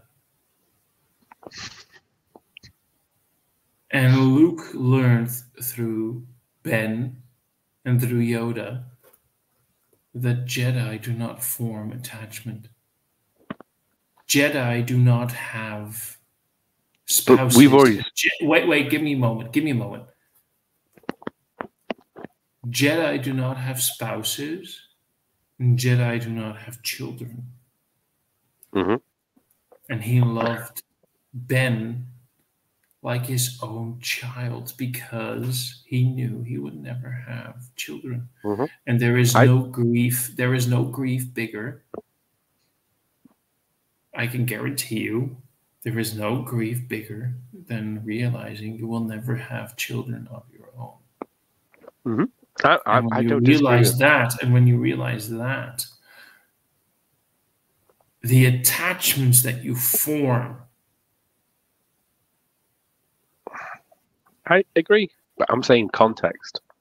Exactly, and that's the context, because the context is that Ben felt like his own child, and he failed his own child. And that is why he died inside, because he failed his own son in a way. Ben was never his own son, but in his point of view, from a certain point of view, remember? He failed his own child. What I'm saying is he's his father's son. Exactly. And Ben is how old in the start of the sequels? He's what, 20? 25 maybe? A little bit older than Luke was. Luke was like 15, 16. And how old is he in The Mandalorian when he's talking to Ahsoka? Luke, you mean? Mm-hmm. 30s maybe? Yeah. So you've got a 20-year gap there. What happens when you have a spouse for 15 plus years and something horrible happens to them? and you come to that realization that you will never have another person like that, and you'll never have children, and then you form attachments further. What I'm saying is that's my point. And for me, to bring her in as how she is in the expanded universe, Thrawn is that door. Well, I can guarantee you that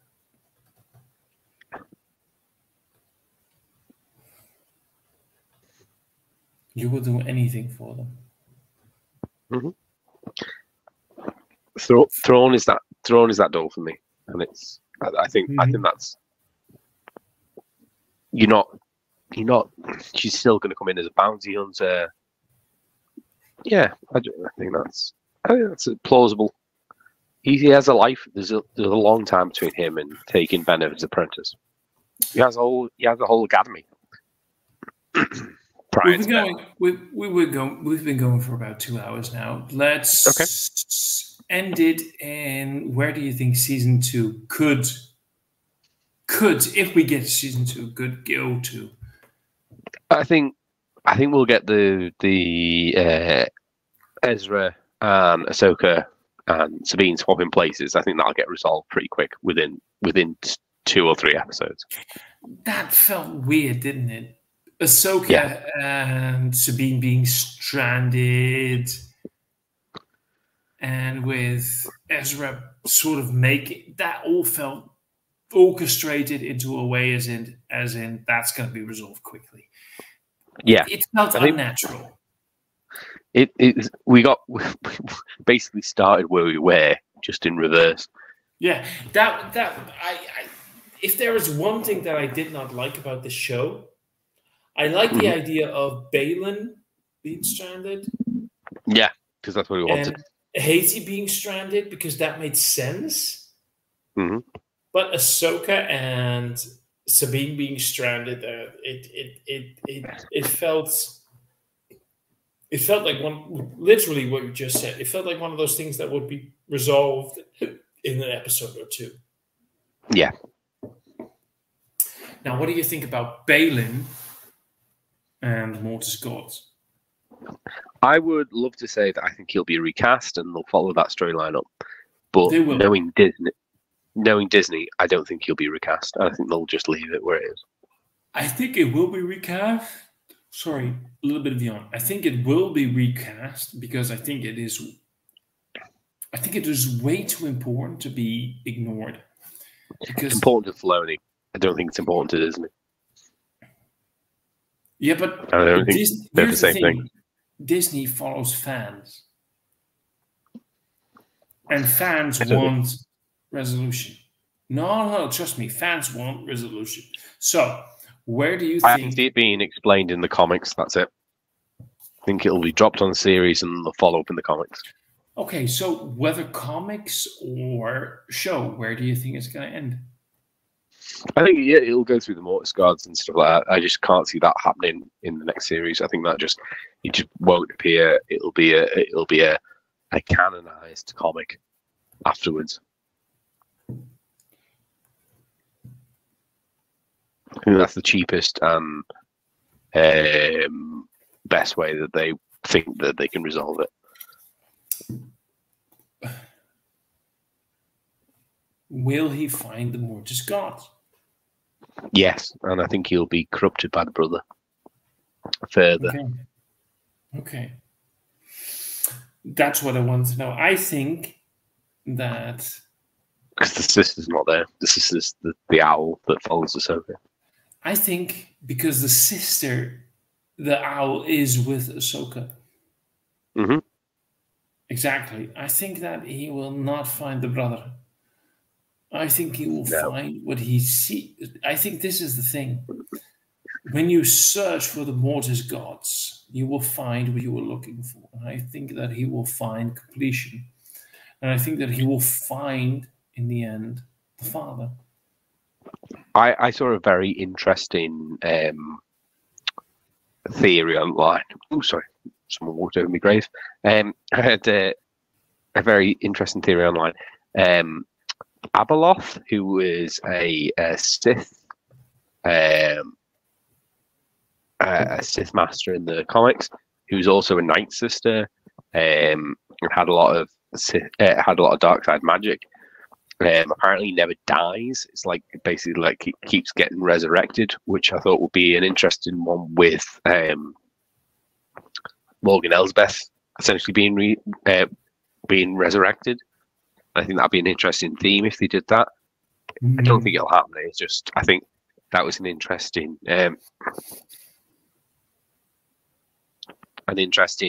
theory where Abeloth is calling to Balin whom he thinks is the Mortis gods, and it's not. Well, personally, I think that he will find. I don't think that Balin in himself is dark side. I think that he is. I don't think he is either. I think he's corruptible. No, but I don't think he's corruptible. I think that Balin, in the end, maybe this is where we should leave the live stream because it's past midnight for me. I just realized, and it's past the time for you. I think Balin is perfection. I think Balin has reached a point where he is no longer a Force user. He is the Force. He is no longer light side or dark side. He is no longer gray. He encompasses everything. What light side attributes have you seen him? No, but there is that is the thing. You are questioning what is, and he no longer questions. He just acknowledges that there is the Force. And the Force is why does one creature decide to attack and devour and kill another? Why does another creature decide to die and give itself into nature to sustain it? I think that Balin will discover that the Force is, there is no light, there is no dark, there is no A or B, there is no plus or minus, there is just being, there's just existing. And I think that in that way, even beyond Ahsoka, and I think that is the point of the Ahsoka as a series. Ahsoka is a so-called gray side user, but she still fights for the light. She still fights for a purpose. Balin no longer has a purpose. He just wants to be. He just wants to live. He just wants to exist. No, I don't agree because he says he's looking for something more. Yes, exactly. But more is finding out that there is no more. Yeah. This is why he left Haiti. He specifically told her, I trained you to be more. But from her point of view, more is the dark side. We're gonna have to disagree we're gonna have to agree to disagree on this one. That is okay. I'm okay with disagreeing, but that is my ending statement, is that there is no gray. There is no gray is always influenced by a perceptive point of view. Sorry, it's late. I'm tired. It is beyond midnight for me, as Dutch people exist. That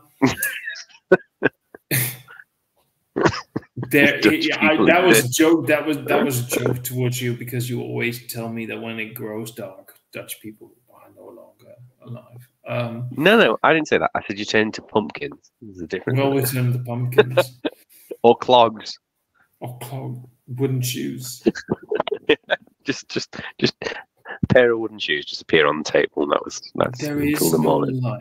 There is no light side. There is no dark side. There is simply the Force. There is simply the Force, and to be fully, completely with the Force, that is what Balin is reaching for, and that, my friend, is, even though from a point of view we saw the brother in the perspective of what he was filmed in, he was walking on the arm of the father. He was walking on the middle ground. Balin, I think that's what he's aiming for, but I think he'll get corrupted by the brother.